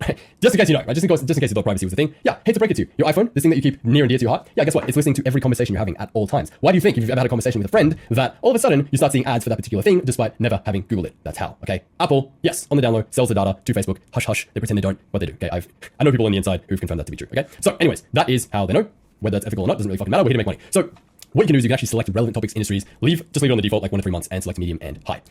If you really want to take this to the next level, the ninja mode of this, you can take that lead list, right? Download the lead list as a CSV file, get all their names and emails, and you can actually upload that to Google and Facebook ads if you know how to run ads. You can run ads specifically to those people. Imagine knowing that these people are actively looking to hire an email copywriter. You spend $100 on a Facebook ads campaign, target this exact lead list of people. Facebook's going to show your ads to them, knowing with 100% certainty that they are in that now buyer market. Fucking game over, right? There's a lot you can do with these filtering settings. Now, if you thought that was cool, oh my goodness. We haven't even got to the secret sauce yet. This really is the secret sauce that makes this all work. I see no one else talking about this. In fact, the only other human being alive I've ever seen mention this is Ravi Abudallah. Can't say his last name still. Absolute rockstar. You should check him out on YouTube. He's the only other person I've ever seen talking about this. And it's the concept of using Boolean searches. This really is the secret sauce that almost no one else is using. Okay. So what this is it really allows you to narrow your target marketing using operations like and, or, not, brackets, and quotation marks, that sort of thing. So the place where you want to use this is in the job title field. I'm going to use LinkedIn here specifically as an example, but really this will apply to all the platforms. So right here, it's going to be current job title. That's really where you would use this Boolean search that I'm about to show you. You can use this to really hone in on your prey like a hawk. So let me explain them one by one. So quotation marks. You can use these to narrow down search results to a specific phrase. So for example, if you're typing in just fitness coach, right? If we go to here, we go current job titles, and we go fitness coach. What's going to happen is it's going to show you anyone with either the words fitness or coach in their title. And you can see why that would be problematic, right? It's going to show you anyone from fitness influencers to fitness journalists, business coaches, relationship coaches, golf coaches, anyone with either fitness or coach, which is just going to be a whole bunch of people who are not relevant. So right here, right? If I type in fitness coach in current job title, you can see, yeah, there's definitely some fitness coaches coming up too, but look at who else is showing up in, we have 50,000 results here, right? There's tons of these people. So it's like this person, author and coach, nothing mentioning fitness whatsoever, right? We keep scrolling down. This guy, business coach, nothing to do with fitness at all. So it's like literally anyone who has fitness or coach in their bio, residual income transformation coach, like not relevant at all. So that's the problem. That's the biggest pitfall people face when they're trying to search on these platforms. So what we can do instead is if we use quotations and we actually type in fitness coach in quotes, that is only going to show people with those exact words in the title. So if we exit that out, let's go back into current job title, we go fitness coach in quotes, we'll see how it goes from 50K down to 32K, right? So it's eliminated literally 18,000 people who are not fitness coaches, and it's only going to show people who have exactly fitness coach in their job title in their bio, right? Very useful. Next operator is going to be and. So pretty self-explanatory. It's only going to show results where all the keywords are present. So when would you use this? It would be when the quotation results are too specific or if your market is too broad. So for example, if I type in fitness coach, that's only going to give you people with the exact job title of fitness coach and 0 other words, right? So you can see how that would be maybe too narrow. So if instead we use the and operator and we go fitness and coach, that is going to give you everyone who has both of those words in their title or in their profile. For example, if someone refers to themselves in their job title as a health and fitness coach, then they would come up because they have both the words fitness and coach in their title. Women's fitness coach for dads, etc. These people would come up if you use the and operator, but if you only use the quotations because it's not exactly word for word fitness coach because there's these other words in there, right? Fitness coach for dads, then they wouldn't come up. So we can see if we search here, we go current job title, fitness and coach, we can see how it goes from 32,000 to back to 50K plus, right? So that is broadening our net a little more. Next is the or operator. Pretty self-explanatory, requires either keyword to be present. So we can use this to broaden the market if they refer to themselves in different ways. So for example, how many ways are there of calling yourself a coach? There's tons, right? You could be a coach or a consultant or a mentor or an advisor or an expert or a trainer or a specialist. They all mean coach. It's the same thing, but they're just different ways of referring to it. So people might refer to themselves in different ways, and we want to cast a really wide, broad net to make sure we're capturing every single person who's in our target niche. And that's how we would do that. The final one here is going to be not. So this is really to eliminate undesirable results we might be getting that are coming up frequently. So for example, with this particular niche here of fitness coaches, what you might find is a lot of these people are actually just local personal trainers at some local random gym. They're on a $20, $30 an hour salary, just work for the gym. They don't have an email list, they don't have their own offer, they're not an online fitness coach. They're not a prospect, right? So if you're emailing these people and it's like, hey, I can help you make all this money with your email list, they're like, dude, what are you talking about? Like, I don't have an email list, right? So for example, if you find people who are coming up again and again who aren't relevant, you can use this not filter and you can add that. So if I type in fitness and coach, not personal trainer, there you can see, boom, we've already lost 6,000 people who would have been general personal trainers who wouldn't have been target prospects. So we can save ourselves, credits and exports and emailing relevant people, getting spam complaints, all of that. Okay, we're trying to get as targeted as possible here. So that's why we use that. Now, this is where it gets really ninja. So we can use brackets to combine all of these operators to find really exactly who we're looking for. Let me give you an example. So if you wanted online fitness trainers, but not personal trainers, here is how we would combine all of these different operators. So we would say, open bracket, fitness, or health, or fat loss, or weight loss, or strength, or bodybuilding with a space, or strength and conditioning with an ampersand, or muscle. So if they have any of those words, right, in quotes, and open bracket, once again, this example up here, coach or consultant or mentor or advisor or expert or trainer or specialist, right? Because they could refer to themselves in so many different ways, right? Some of them might refer to themselves as a fitness coach, sure, but others might say they're a health consultant, or they're a weight loss expert, or they're a strength and conditioning specialist, right? And so this is going to catch every single combination of those. And then of course we add to the end, not personal trainer. So if we copy this in, throw that into LinkedIn, and we'll see how we can narrow down the search results from there. And that is how we can hone in on exactly who we're looking for, right? So I'll give you another example. If you're going after ecom coaches, let's say, well, think about how many different ways that ecom coaches might refer to themselves, right? This is what is part of the research process. That's why we did the research. That's why it's so important. Okay, there's so many different types of ecom, such as ecom, right? There's like ecom or dropshipping or Amazon FBA or Shopify or eBay or Facebook Marketplace. Those are all branches of ecom. And then we combine that with all of the coach or consultant or mentor or expert or guru. Hopefully no one's calling themselves a guru, or that's probably a major red flag and should stay away from them. You can see what I mean, right? So it's like you combine all these filters, and that is how you can get who you're really looking for. I'll give you a pro tip. If you are going to do this, make sure you write this in your notes first, just like I have done here, and then copy it over into LinkedIn, boom, into the filter there, in case LinkedIn glitches and shits itself, right? Because LinkedIn has this tendency where it just deletes everything you wrote, and it would be a shame if you wrote out something that was 200 words and then it just deleted it all. Okay, so if I was going to do this properly, I would make this like 2-3 times longer. I would include every single possible variation I could think of all of these terms, and then throw it in. Once you've generated your search results, LinkedIn, Apollo, instantly, whatever it is, you want to test and refine your search results until you have a list of around about 10,000 prospects is a good place to start, because again, we're going to be filtering that down even further, finding the emails who are verified and so on, and that's probably going to end up with a list of about 5,000, which is what we want. So once we have our search results, we want to click on 5 to 10 random profiles, review them, make sure they look like ideal target prospects. So for example, we would go through here, just click the top 5 or scroll down, randomly click some random profiles, Joydeep, etc., and just go through their profiles and make sure they actually look like a prospect, right? So it's like health, wellness, and mindset coaching. Cool, perfect, she's a prospect. Top 15 coaches in Las Vegas. That's a bit questionable. I might have to go back and edit my filtering settings, right? This person helping HR leaders productivity. Wellness consultant trainers. Okay, so she might be a prospect. This person, children's author. Okay, definitely not. So I need to go back and revisit my filtering settings and see what's up with that, right? So you see what I mean? So basically, you click on a bunch of random profiles, review them, and if you like 5 out of 5, 10 out of 10, you're like, boom, these are my perfect ideal prospects. You're ready to move on. If not, go back and edit the filtering settings. Now, of course, I didn't bother to enter in any of the rest of the stuff. This is why it's all these random people appearing. But you would do all these filtering settings that I mentioned above, and you would actually get a legit targeted lead list once you do all of these. Okay. So last step is you just want to tweak it accordingly until you're confident you have the right people. So you can add and remove these filters if you found that adding certain filters, like maybe company size or position or location or whatever, is restricting it too much and you have too little and you only have like 500 people, then just try removing some of the filters until you have about 10,000 people. And likewise, if you're getting 50,000, 100,000, whatever, then try and narrow it down further until you get to about 10K. That's kind of the sweet spot. So once we've done that, on to the next step. And just like that, we've done the hardest part. We're nearly through the woods. There are just 3 crucial steps left to go before we can get to step 6, which is the part where you make a lot of money. And that's the part that makes me really excited. So let's talk about step number 4, screen. We are going to extract, filter, and format this data that we've just extracted from LinkedIn, Apollo, or Instantly. And really, this is where we prepare for launch, okay? This is where things get exciting. This is also a step that people tend to completely forget, skip over, and it's the reason why their outreach campaigns don't work. So we really want to make sure that we do this properly. So now that we have our lead list, we want to extract their emails. Like I mentioned, we don't have their emails yet. All LinkedIn's given us is just a ton of results here. So what we're going to do, extract their emails, filter them, and format our data so that it's ready to send. This is a really commonly overlooked but crucial step. So taking the time to really do this properly is going to be the difference between your campaign completely flopping or absolutely crushing. So let's talk about your 5-step launch checklist. Step number 1, it's going to be to extract their emails. LinkedIn Sales Navigator, like I said, it only gives us a list of profiles, not their contact information. So we now need to mass scrape their emails. Find Email, like I mentioned, is my favorite tool to do this, and it's only really needed for LinkedIn Sales Navigator, and Apollo, like I mentioned, Instantly already has this. Now, imagine if I did all of these things properly, like I showed you before, just for lack of time. We don't have that time. So super quick, let's say I was doing this properly. We go company headcount 1 to 10. We would go industry, we go company headcount 1 to 10. We would come down here, we would go to years in current position. I would probably make this at least 3 to 5 years, 6 to 10, more than 10. Geography, we want to add in all of those tier 1 countries like I mentioned. So Australia, United States, United Kingdom, Canada, New Zealand, Ireland, Singapore, Netherlands, Germany. I would add in all the Scandinavian countries as well. So, Sweden, Norway, Denmark, Finland, Iceland, I'm not even going to bother typing in. I've been there. It's a really cool place, but no one lives there. So literally not even worth my time to type in. Okay, so the big 5 really are US, UK, Canada, Australia, New Zealand. So we have all of them. We're all good. You can see we've got 39K results. Industry, obviously, we're going to want to go fitness, wellness and fitness. I'll probably type in health as well. Health and human services, maybe not. Might leave that one blank. And then I'll go professional training and coaching. And then I'll also add in business consulting and services. That's pretty much all the settings that I'll really use for this. As you can see, we've got 17,000 people here. That's looking pretty healthy. If I wanted to nail this down even further, then I could come in here, I could optimize the current job title, and I could potentially narrow that down a little bit further. I could also play with these other filtering settings, get a little bit tighter on who I'm after. But for now, 17K, 10K, it's all pretty much, it's within ballpark. So I'd be happy to go ahead and export this lead list. Now, Find Email is going to give me 5,000 exports. So may as well try and get it down as close as we can to 5,000. As you can see, I've got the Chrome extension of Find Email installed right there. It's coming up with the option export to CSV. Boom, there you go. I'm going to type in 5,000 and it's going to give me 5,000 of these people. So we may as well make them the 5,000 most targeted that we can. That is step 1, extracting their emails. Super easy. You can do it with one click in Find Email. Next step is going to be to verify their emails. Now, all of these apps, Find Email, Instantly, etc., Apollo, they claim to only give you verified emails, but it's always a good idea to validate that all of those emails are actually real and they're actually active. Okay, so this is going to help protect your domain reputation, your sender reputation. Like I mentioned, just search email verifier, email validator on AppSumo. You can find one with a ripper lifetime deal, $59, you're good to go, and you just want to select save to send. So the one that I use, the one that I've been using forever, is just called Email List Verify. They'll basically do the same thing. So it's going to give you an option. It's going to filter all the emails and it's going to say which ones do you want to keep, right? And there's like save to send. All right, here we are inside my Email List Verify account, just for demonstration purposes. So you can see I've done a bunch of exports here in the past. What you do, you simply go in here, you upload your CSV file that's going to be created by Find Email. That's just a giant list of email addresses and names. So as you can see here, out of 35,000 emails, only 32,000 of them are actually valid and good to send. If I'd actually tried to send emails to these other, 3,000 people, then that would really harm my domain reputation because I'm emailing people, whose emails are invalid or they're going to bounce, or even worse, absolute worst case is these spam traps here. So in case you're unfamiliar, all a spam trap is very simple. It's essentially Gmail and Yahoo and Outlook and these ESPs, the email clients' way of combating spam. So what they'll do is they'll essentially put these fake emails out there into the marketplace and they'll leak them into these lead lists so that anyone who is an actual spammer, who is like blasting emails out to any human being who has a pulse, right, who doesn't go to these steps of filtering their lead list, is going to ultimately end up emailing one of these spam traps. So for example, lol@gmail.com, right? I'll give you a quick example. So if you go to one of my funnels, one of my trainings right here, you can go watch a training, very good training by the way. There's an example there. lol@gmail.com is a verified spam trap. That is Gmail specifically trying to catch you because it's a fake email. That's not anyone's real email. So if anyone tries to email lol@gmail.com, Gmail knows, hey man, what are you doing? That's not a real person. Why are you emailing them, right? And so they will essentially penalize you heavily and likely put you in spam. If you email enough spam traps, they're going to put you in spam because they know, hey man, where are you getting all these emails from? These aren't real people, and they're going to throw you straight in spam. So that's why it's super important that we filter our lead list and we make sure we're only emailing active and verified email lists. It's a really important step in the process. So step 3, we want to upload into Instantly. Okay, so now's the time we want to take that CSV file that we got from Email List Verify or whatever you choose to use, upload that into Instantly, and we want to create a new campaign. Super easy to do. All you do is you go to campaigns, add new, add leads, and then upload the CSV file. That is the option right there.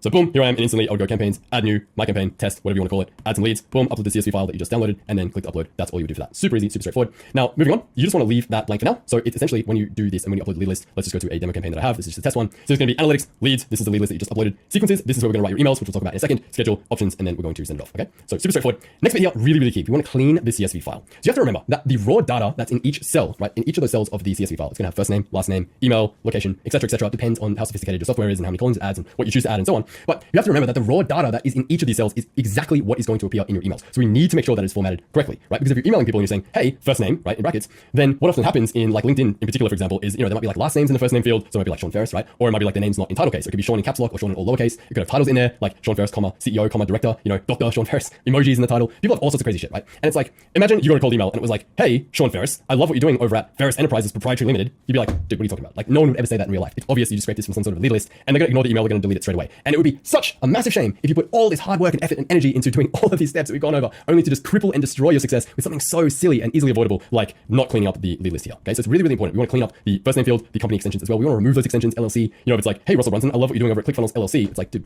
what the fuck? Like, no one would say that in real life. So we want to make sure that we are really formatting it in a way where it sounds personalized. The whole idea really is to sound like it's a personalized email. So we want to sound like it was sent directly from you. And any of these signs are going to completely destroy that. So not formatting these properly is literally going to destroy any and all chances of your email campaigns actually succeeding. Now, back in the good old days, 6 months ago, right, you know, we used to actually have to do this manually, and it was extremely cumbersome, time consuming. You know, you might hire, like, of course you would hire a VA to do it, but still they would take 2, 3, 4 weeks to do it. It was such a pain in the ass, because you have to imagine going through 5,000 rows of a CSV file and like manually doing this for each person, each company name, cleaning it up. Huge pain, right? Now, instantly, thankfully, about 6 months ago, they released this AI prompts feature, and we can use AI and ChatGPT to do all of this for us, which makes things very handy. So all you gotta do is jump over into Instantly. Right here in the leads tab, you can see the little brain icon, that is the AI prompts. That's what we want to use for this, okay? So 3 prompts you definitely want to make sure to use is number 1, first name cleanup. You can quite literally just search first name and it should come right up. As you can see there, first name cleanup, that is going to reformat the first name to be ready for outreach, exactly as it says. Next one that you want to use is company name cleanup. So if we go ahead, we can type that in. It's actually the most popular one on Instantly, as you can see, 15 million runs, right? So that is basically going to do exactly as it says. That's going to remove those company extensions like LLC, proprietary limited, and so on. So it sounds more natural and personal when you're reaching out. Another really great one that I love, this one's kind of optional. It's by my friend Jay, Lead Gen Jay. It's called Find Competitor. Now, this would be more so if you were emailing a whole bunch of different niches and you didn't know what their competitor actually was. I would recommend, obviously, you stick with one particular niche and you can just mention the same competitor in every email for every person. But let's say you're emailing a whole variety of niches, that would be a super useful one to use as well.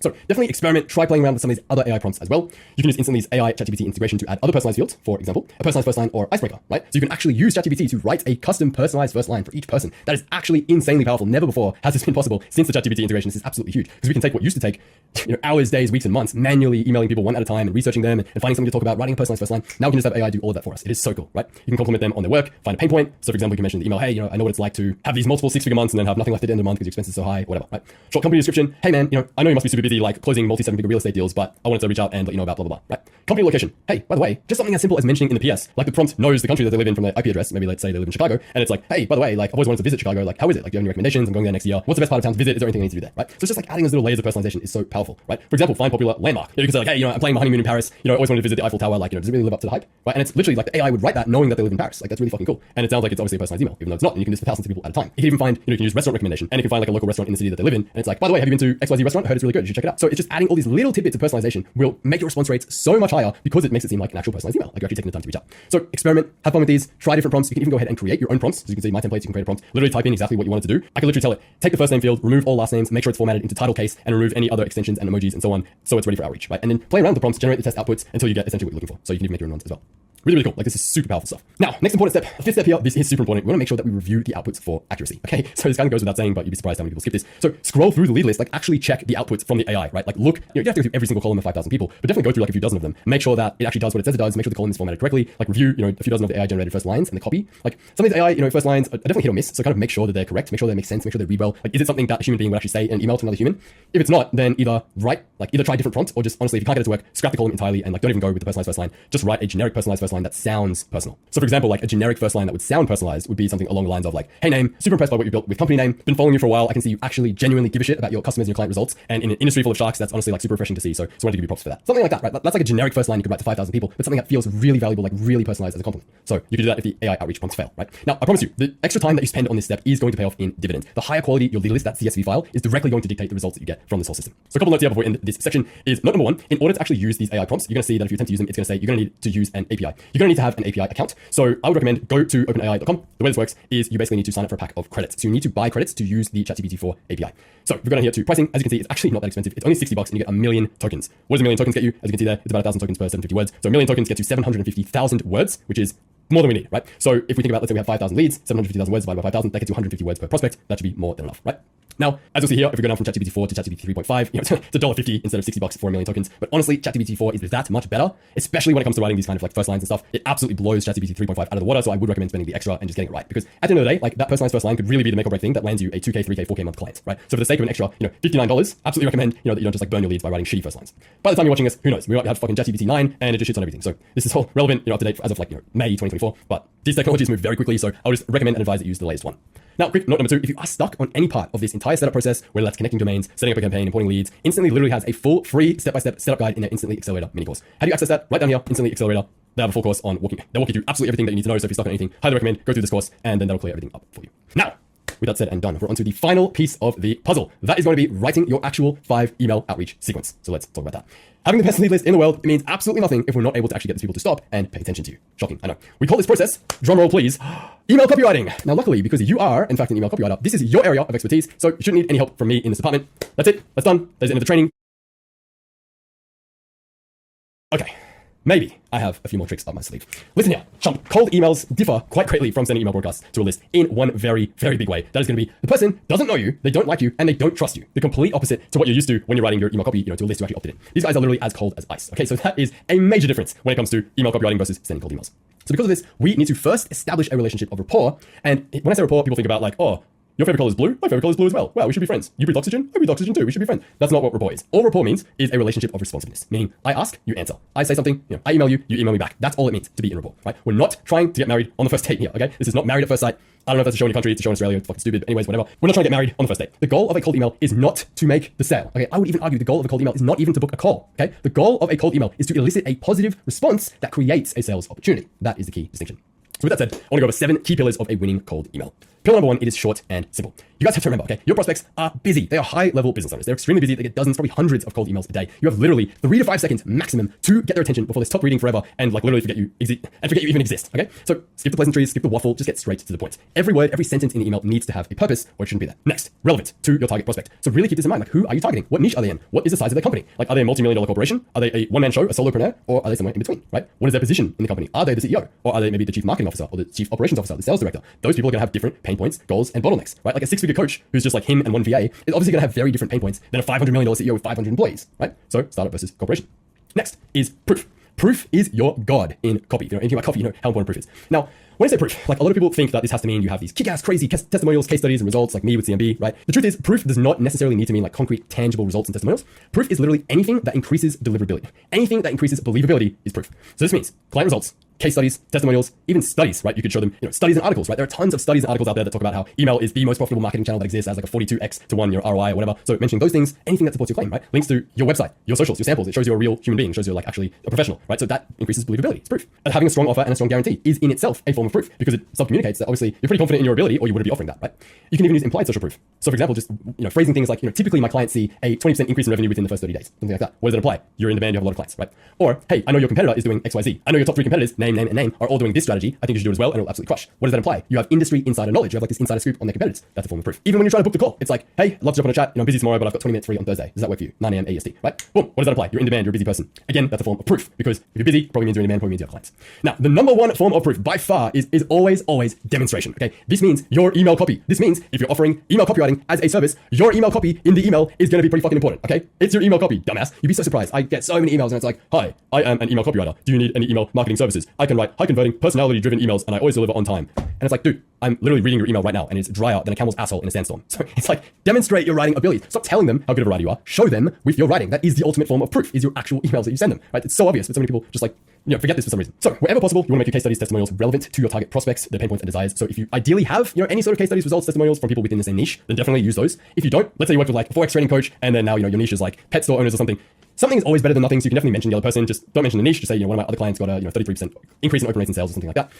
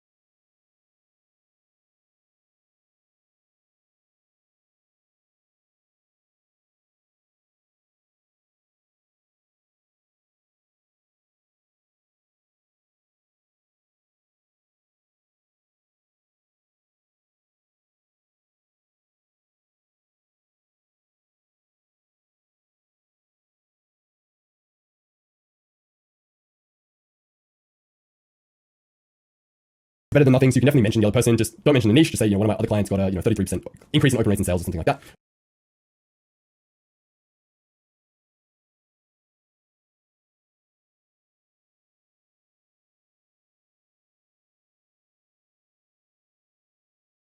Better than nothing. So you can definitely mention the other person. Just don't mention the niche. Just say, one of my other clients got a 33% increase in open rates in sales or something like that.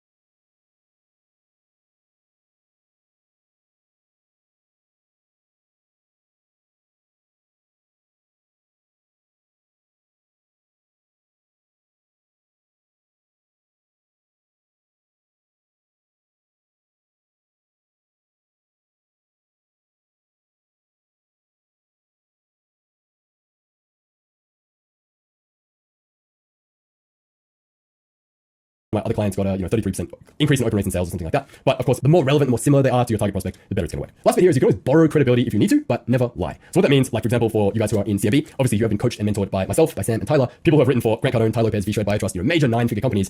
You've been personally mentored by them and you have their exact email system. So you can always mention the system that you use is the same as these big names. And that way you can leverage their credibility and you can essentially say, hey, I use the same email marketing system that was used to build Grant Cardone, Ty Lopez, V-Shred, BioTrust, and so on. Only if you're in CMB. Don't fucking say that if you're not, okay, because it's not true. But the point I'm trying to get at here is, let's say you learned from Stefan Georgi or whatever, right? You can always kind of like borrow their credibility if you need to, aka the system that I'm using has produced $1 billion in sales, whatever. Not you personally, but the system. Okay, so that's kind of like a backup little workaround if you don't have any proof that you can use. All we're really trying to get at here, we're trying to answer the big question: why should I trust you? That's what it comes down to at the end of the day. You're a total stranger in my inbox. Why should I listen to a word you say?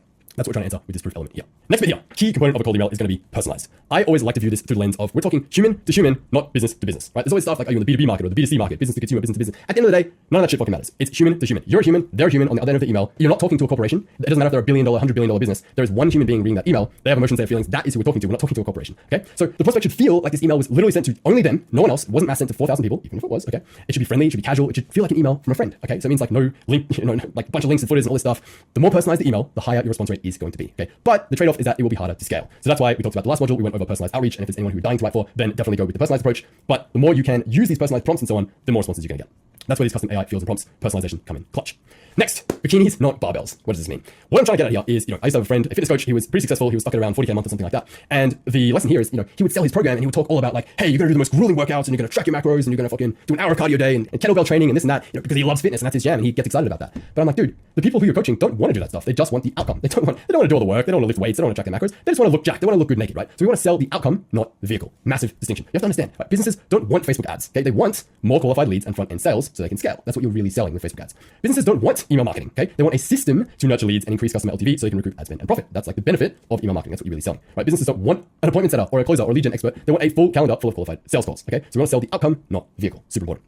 Next bit here, unique mechanism. I am a big believer that new is always better than better. What I mean by that is that if you're selling any kind of commodity, your earning potential is always going to be handcuffed by low price elasticity. What I mean by that is the services that are out there in the marketplace that are so saturated, think about SMMA or Instagram growth or Facebook ad agency. There's literally millions of them and your clients are getting like dozens of cold emails a day offering YouTube growth, YouTube thumbnails and this and that. And it's like, if you're selling that as a commodity, you're never gonna be able to charge a super high amount because there's a set industry rate for those things. And if you're trying to charge twice as much, people are gonna be like, well, I can just go over there, right? It's like if you open a cafe and you try to sell coffee for $20 when the average worldwide standard rate for a coffee is like $5, it's like, dude, no one's gonna fucking buy your coffee, right? There's zero price elasticity there because they can just go down the street. So that is where having a unique mechanism comes in because you can put yourself in a category of one and position yourself as being something that's completely different from the alternative solutions. So when you position your service as a system and give it an interesting name, that is when you can actually increase your prices way more. You put yourself in a category of one and you separate yourself from the competition. So for example, my whole thing is, I'm the Gmail maverick, right? It's Gmail copywriting. All it really means is basically email copywriting with deliverability and automations. But the average person doesn't know what that is. So I call it Gmail copywriting because they're like, oh, I know Gmail. I don't know I can make money with that. It also catches the attention of copywriters because copywriters know what email copywriting is, but not Gmail copywriting. So it's intriguing to both of my target audiences. So that's mine, right? The investor acquisition formula, my inbox concierge model, the LTV maximizer, AOV amplifier.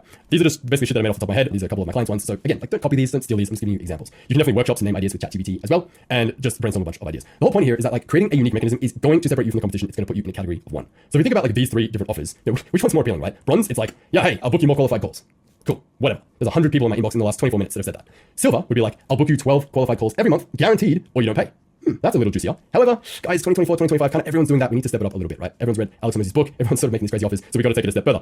So a gold or even better edition of that would be something like, my automated profits email engine makes it impossible to not scale by booking 12 to 15 qualified sales calls a month on autopilot, guaranteed, or you don't pay, and I'll even give you $1,000 for wasting your time.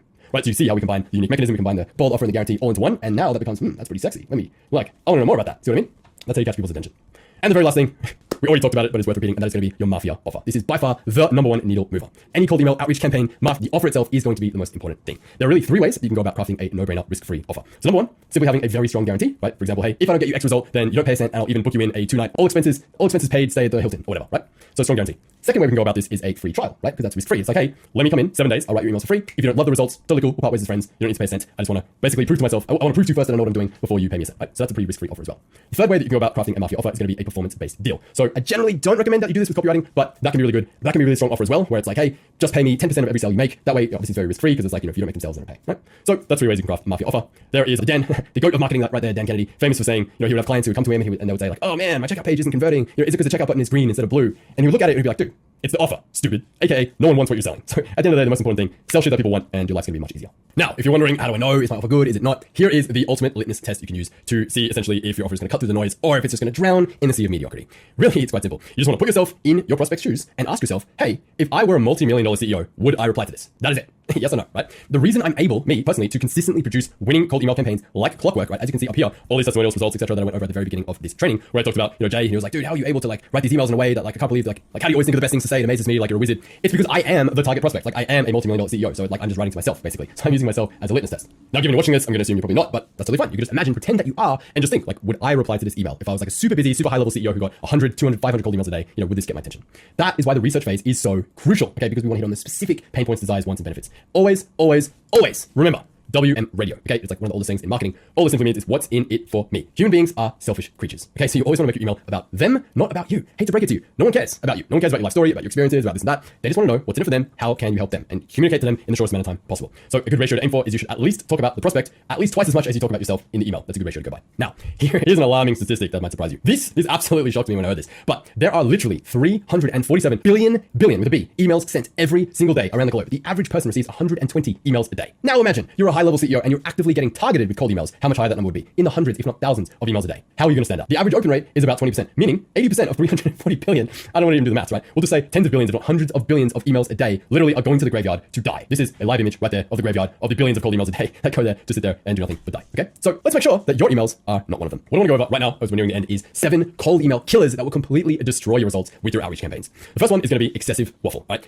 You don't need to reveal every detail of your offer, of your mechanism, of your life story, okay? Spare all the irrelevant details, the pleasantries. Just focus on showing people how your offer will solve their pain points, give them proof, and a clear CTA. That is it. Every single word, every single sentence in your email must have a purpose. If it doesn't need to be there, cut it out. Shorter, the better, okay? Now, there is an exception to this. Of course, I do some longer cold emails, which have absolutely crushed because I have been writing copy for 6 years and, this ain't my first rodeo. I'm kind of okay at this whole copywriting thing. So, as Hormozi says, there's no such thing as too long, only too boring. So if you are a really good copywriter, you can get away with writing longer emails, but most people really aren't that good, so I'll just try and keep it a bit shorter. Second cold email killer is complexity. You have to understand, a confused prospect never buys. Clear is always better than clever. I see so many people trying to do these cute little clever analogies and stuff, and I'm reading it, and it's like, dude, if I have to expend mental energy to try and translate this joke or to try and make it make sense or whatever, you've already lost me. It's like, dude, I've got 2 seconds to spend on this. If it's not immediately clear what you do, what you're offering, and what you want me to do next, I'm moving on. Done. So you need to make it extremely clear.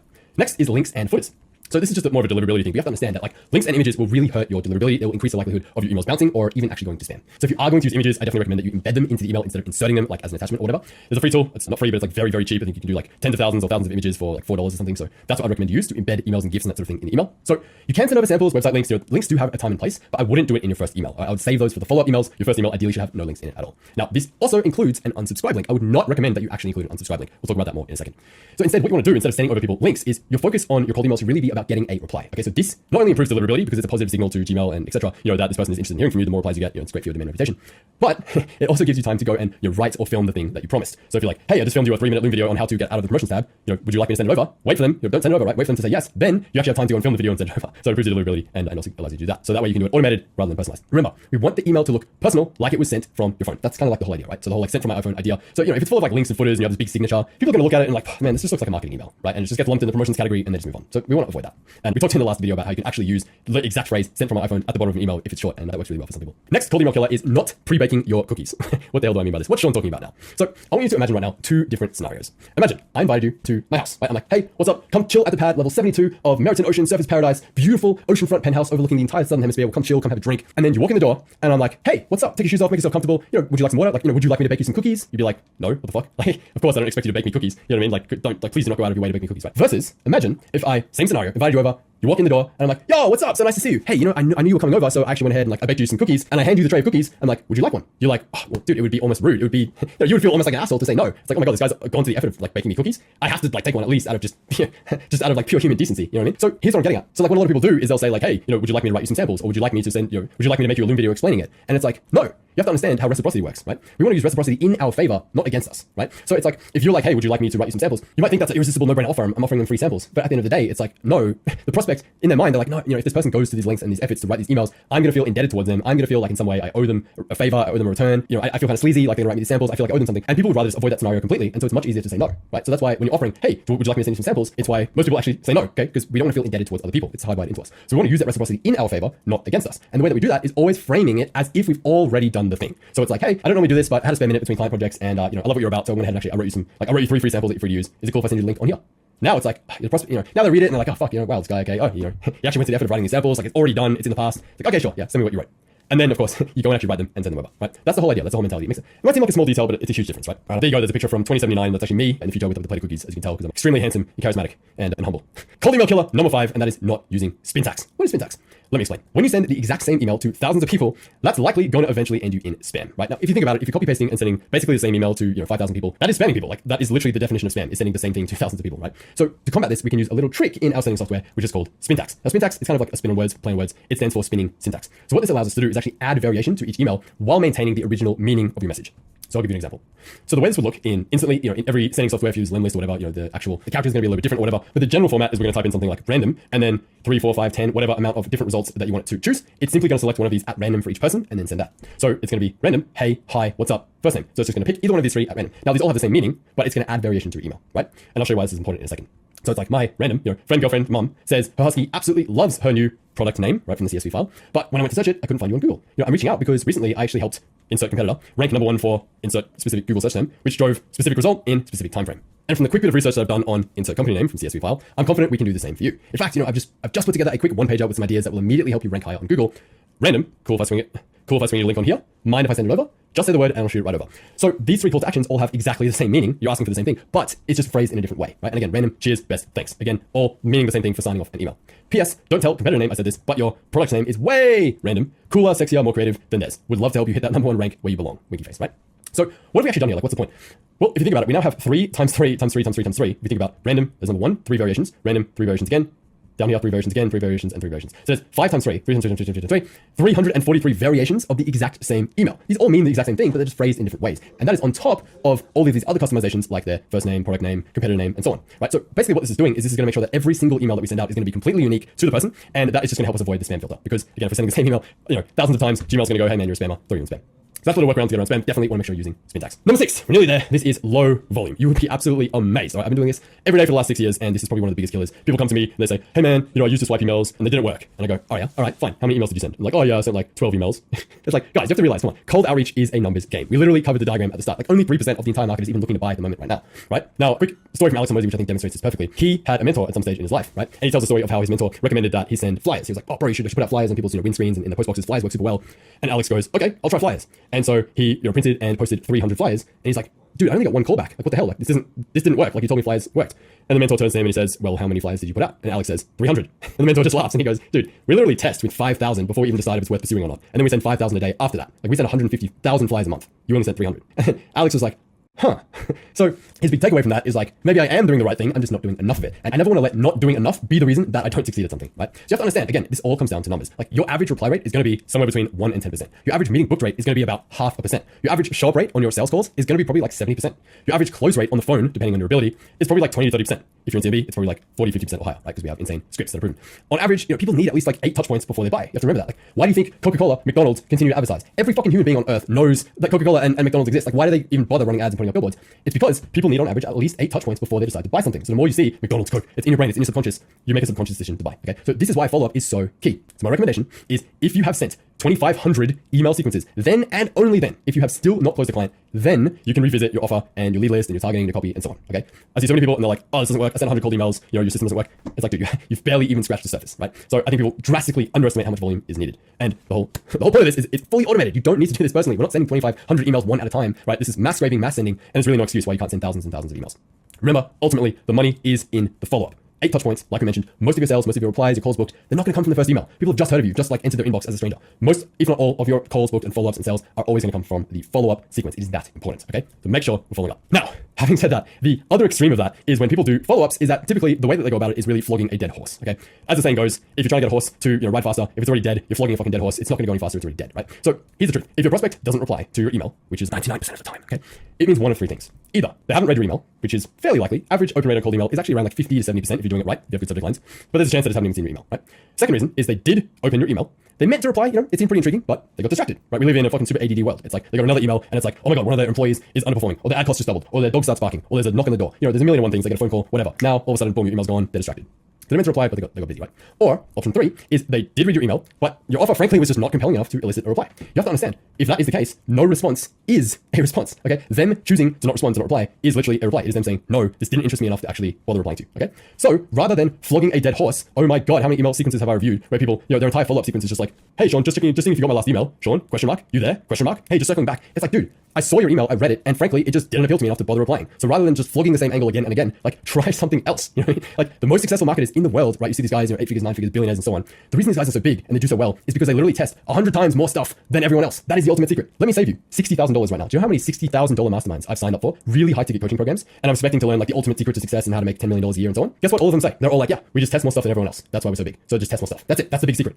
You test 100 things, guaranteed one of them is going to pop off, right? You post like 100 videos, one of them's probably going to go viral, right? So it's just testing. So you want to A/B test different angles, different offers, different guarantees, different pain points, benefits, proof, lead magnets, case studies, first lines, jokes, ideas, images, copy, subject lines, PSs, all that stuff, right? In both your initial email and also your follow-ups as well. So you remember, like your follow-up emails, it's valuable real estate. Like don't waste it by simply sending 5 of the same, hey, just making sure you got this email, right? It's like you have additional opportunities to add more information, add more value, bring different angles and ideas to the table. If they didn't reply to the first one, it's probably just because it didn't appeal to them. So it's like, dude, try a different angle. So those are the 7 big cold email killers. To wrap this up, we've been going for nearly 3 fucking hours right now. This is insane. It is nearly 9 a.m. I literally need to leave for the airport in 30 minutes. So FAQ number 1, do you need to include an unsubscribe link? This is a common question a lot of people have, and I want to clear this up for you right now because it is a bit of a gray area. The truth is, at least as of right now, this could change in the future. It could change depending on where you live. I'm not a lawyer. This is not legal advice. If you get sued, if you get a $50,000 fine, don't come after me. Not my fault. I am releasing myself from all obligations and liabilities. But the general consensus is no, as of right now, May 2024, no, you do not legally need to include an unsubscribe link. However, on cold emails, right? On cold emails, you don't legally need to include an unsubscribe link. Because if you think about it, they didn't opt into your list. So it doesn't even make sense to have an unsubscribe link because they didn't subscribe to anything, right? However, the CAN Spam Act law, right, and the GDPR laws do require that you include some sort of way to opt out. So there has to be some sort of opt-out language in your email. That is the only thing that's necessary. So rather than kind of doing what most people do, which is like, in the PS, they might say, click here to stop receiving these emails or something, fucking boring like that. Instead of trying to hide it in tiny font or whatever, if you can't fix it, feature it.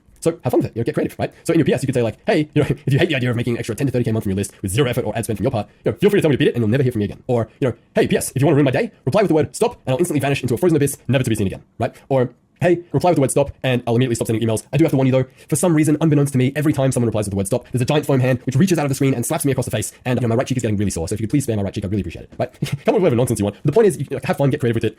There's just a certain mental image that they get when they're kind of imagining it's like, it just shows there's another human being on the other end of this email. It takes it from this corporate salesy pitchy thing to, it's just a guy. It's like there's an actual person there, they're having fun with it. It's like this foam hand hitting them over the face. And so, a lot of them will think twice about unsubscribing, and they'll be like, this guy's actually pretty cool. Let me reply. Right? One law that you do have to comply with is you do have to include a physical address at the bottom of your emails if you are sending marketing emails, like pitching emails, which pretty much we are, right? To comply with the CAN Spam Act. Otherwise, you can be fined up to $50,000, which is probably out of budget for 99% of people watching this. So we don't want that to happen. And of course, like last thing, if someone asks you to stop emailing them, if they say anything along the lines of stop emailing me, not interested, piss off, fuck off, that sort of thing, don't be a dickhead, just remove them from your list. Not only is that legally mandatory, like you have to remove them from your list within, I believe it's 10 days, but realistically, it's like, what are the chances of them actually working with you as a client? Very low, right? You'd much rather spend that time and effort and energy contacting someone else who could be interested than trying to turn a no into a yes, right? So, second frequently asked question, what subject lines actually work the best? Let's talk about subject lines for a second.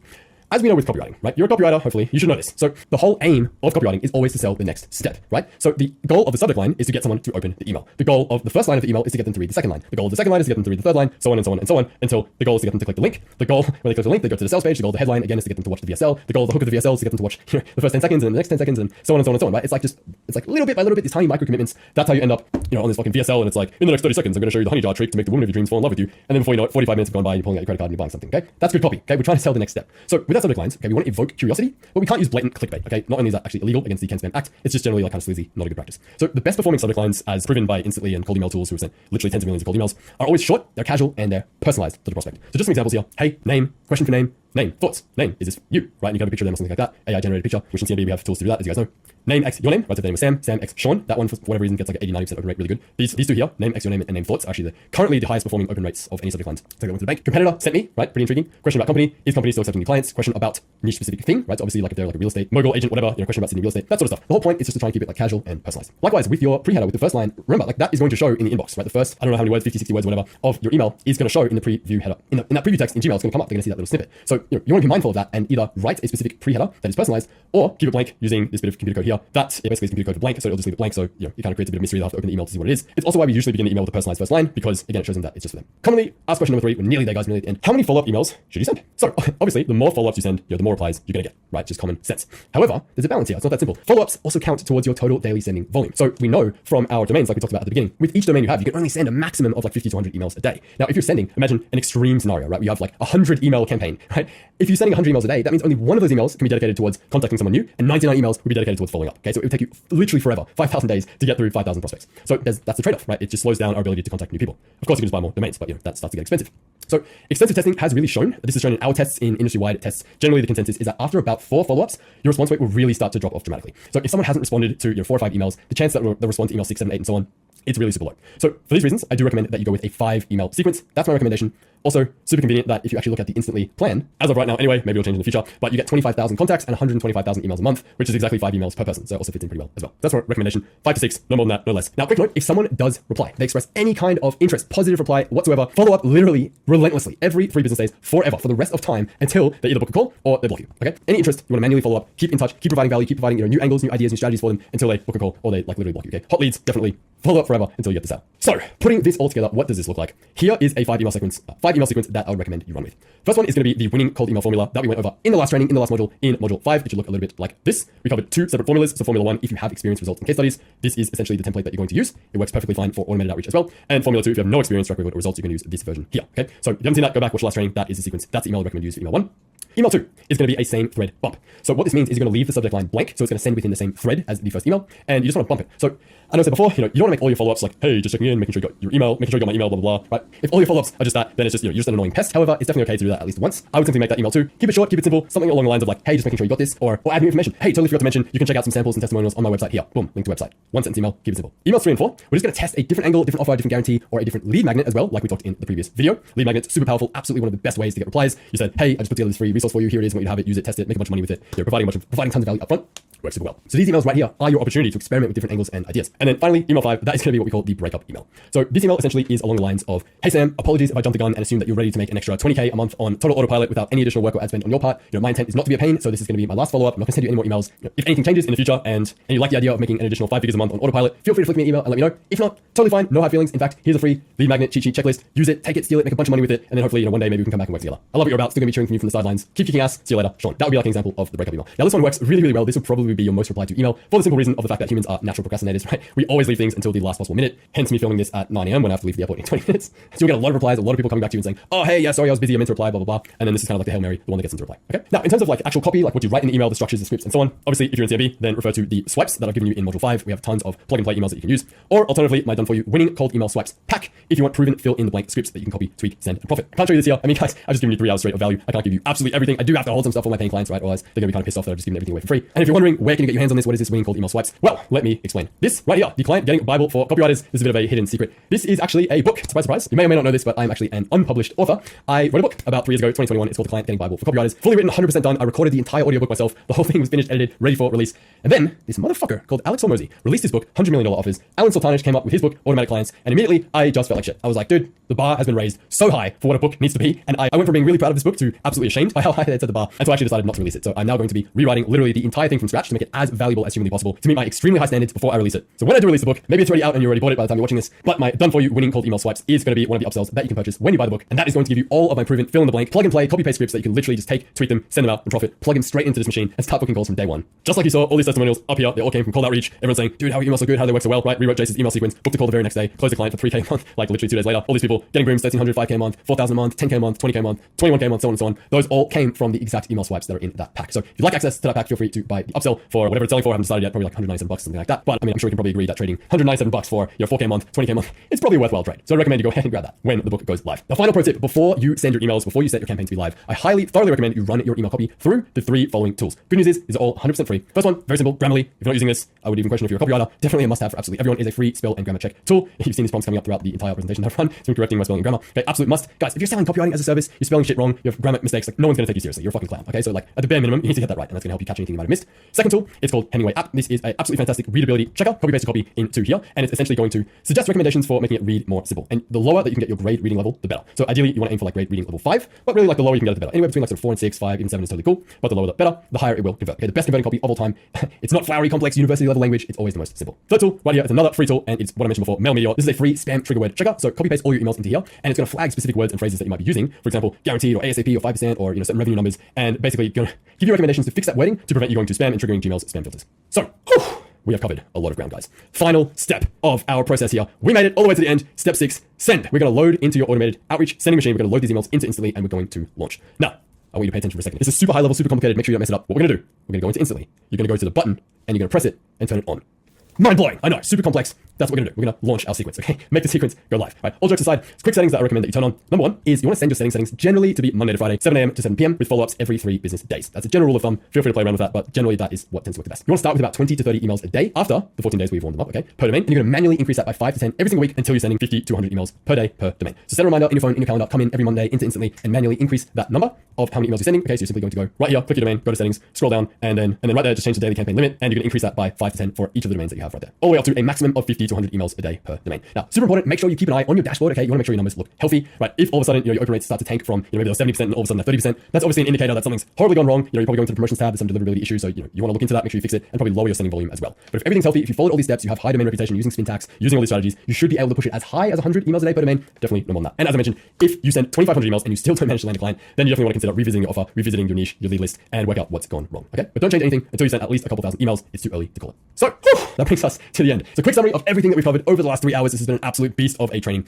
Step 1, stack, right? We want to build your cold email tech stack. Buy 5 sending domains in GoDaddy, connect them to Google Workspace, set up your DNS records, warm your sending domains in instantly 14 days, ready to rock and roll. On to step 2, search. We want to research your ideal target prospect. Okay, so you want to choose your niche, choose your service, research your ICP, okay, your ideal customer profile, and fill out the 4 forces diagram. You want to craft your offer, craft your guarantee, then we're ready for step 3. You want to mass scrape a lead list of target prospects, scrape that lead list using either LinkedIn Sales Nav, Apollo, or Instantly Lead Finder. Experiment with a bunch of different filtering settings until you essentially have a list of around 5,000, 10,000, 15,000 targeted leads. And then that is niche enough where you're ready to go. On to the next step, we're going to screen, we're going to extract them, filter them, format that data. Okay, we want to extract their emails using a tool like FindEmail, verify all the emails using a list validation tool. We want to upload the CSV file into Instantly, clean the file, super important, right? Use those AI prompts, make sure we're cleaning up the first name, the company name, and so on. Review the lead list for accuracy. Okay, don't just trust that the AI prompts work, like actually use your brain, like, spend a bit of time reviewing the results. AI is never perfect, okay? So make sure that it actually reads well, like something you would actually say in an email. Step 5, write your 5 email outreach sequence, okay, following my proven framework that we went over in the last module. Of course, if you're in CMB, if you have the swipes, then just use what's already proven, use what's already working, which I've given you, okay? Plug and play, add Spintax to it, add that variation, run your copy through those 3 tools, Grammarly, Hemingway app, and Mail Meteor. And then step 6, load into the automated sending software and launch that bad boy into outer space. You want to run your campaign, monitor the results, optimize the offer, the guarantee, the copy if necessary, okay, if you need to.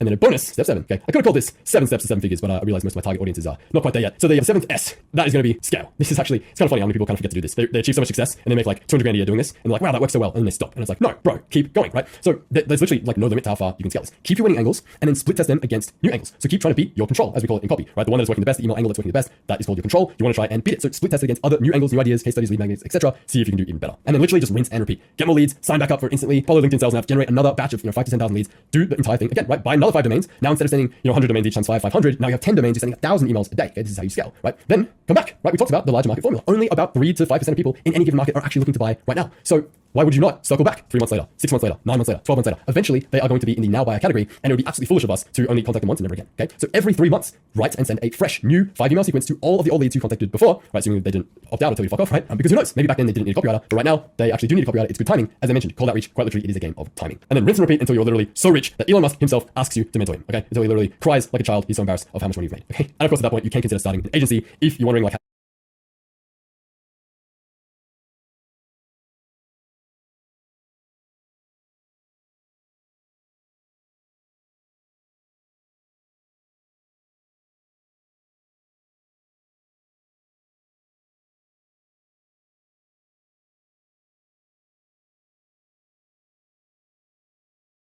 scale from like copywriter, beyond 15, 20K a month. Obviously there's a cap, there's a limit to how many clients you can take on, right? So like in CMB, for example, we have, I think it's like 6 or even 7 people at the moment who are earning 7 figures, over $1 million a year. And it's because they've started an agency, launched their own offer, and they're scaled up that way. Okay. So you can consider that once you reach the point of your maximum capacity, 15, 20K a month, you can't take up more clients. That's how you scale. Final bit of motivation for you, actually, I think this will be really helpful for you to know. This is actually what the journey to 10K a month looks like. So if we break this down into numbers, I promise you, it's actually a lot more achievable than you might think. So real quick to finish off, let's crunch some numbers. So let's say your goal right now, given you're watching this, is probably 10K a month, right? So we're going to assume that's 3 clients at around 3K a month each. Yes, I know that's 9K a month. Sue me, I was a fucking mechanical engineer. I understand 3 times 3 is 9. Okay, just upsell one of your clients to a 4K a month service, or sign another client for 1K or 2K, whatever. It's generally around the same ballpark. It's still 6 figures. Okay, so basically we want to make a 6-figure income run rate within 90 days. That's the goal. So 3 clients at 3K a month each. Now, let's just say you have an average close rate of about 30%, right? If you're in CMB, if you have our proven scripts, it's probably more like 50, 60% because our scripts are on point, right? If you're a savage closer like me, your closing rate's probably like 80, 90% because they're all inbound leads. But anyway, we'll pretend it's 30% industry average. So to close 3 clients, that means you need to book 10 calls, right? Makes sense. 30% of 10 is 3. So we're going to go with an average industry standard show up rate of about 70%. So that is going to mean in order to actually have 10 calls happen, we need to book about 14 and then 10 will show up. Now, the industry standard meeting booked rate, like I mentioned before, is around 0.5%. So what that's going to mean is we need to contact 200 people in order to book 1 call. So running the numbers, 14 calls times, we need to contact 200 people to book 1 call. Well, 14 times 200 is 2,800 people that we need to reach out to. So if we want to hit 10K a month within 90 days, all we need to do is we need to send 2,800 divided by 64. 64 is the amount of business days in 90 days, if you're wondering. So I'm just not including weekends. So 2,800 divided by 64 business days equals we need to reach out to 44 new people a day. That's all it comes down to. Now, assuming a 5 email sequence, all that means is we need to send 220 emails a day. How do I come to that number? Very simple. Remember, your follow-ups are included in your total sending volume. So if we're reaching out to 44 new people a day, 44 times 5 equals 220. So that is going to mean out of our total sending volume of 220, 1/5 of 220 is 44, right? That's 44 new people a day. And if it's a 5 email sequence, that means 4/5 of our sending volume are going to be dedicated towards following up, meaning that's 176 follow-ups a day, right? So that's why, you can see why we wouldn't want like a 10 to 20 email sequence because that would limit this number here. So if we're going to warm up, we're going to start at 30 emails a day, warm it all the way up to 100 emails a day per domain over the course of 8 weeks, adding 10 per week per domain all the way up to 100 with 5 domains, meaning at our maximum capacity, we are going to be sending 500 emails a day. So we can realistically expect to hit $10,000 a month income run rate within 90 days with only the automated email approach, as hopefully I've just shown you in case I haven't lost you already with these numbers. Let me get to the bottom line here. The coolest part of all of this is the amount of money that you make and how quickly you make it is literally 100% within your control. I want that to really sink in. At literally no job or business or anything is this possible. You want to make 5K a month? Send 50 emails a day. You want to make 10K a month? Send 100 emails a day. You want to make 20K a month? Send 200 emails a day. You want to make $100,000 a month? Send 1,000 emails a day. You want to make $1 million a month? I have friends that run multiple $1 million a month agencies. They send 10,000 plus emails a day. They have 200 sending domains. Like I mentioned, this is quite literally scalable. As high as you want to take it, there is absolutely no limits. Your only limit is your ambition. So with that said, armed with that knowledge, go forth, my friend, and conquer. But that'll do it for this absolute beast of a training. And in the next installment, we're going to be talking about what do you actually do when you get people replying? When prospects are like, yeah, I'm interested. How do you take that interest into a booked call, into a closed client? That is what we're going to be covering in the upcoming modules. So stay tuned, look out for them, go through them, and hopefully this is valuable for you. My goal is to make this one of the most valuable trainings on the internet. I really hope I have succeeded with that promise. So mad love to you. Get out there, implement this stuff, make a bunch of money, and I'll see you in the next training.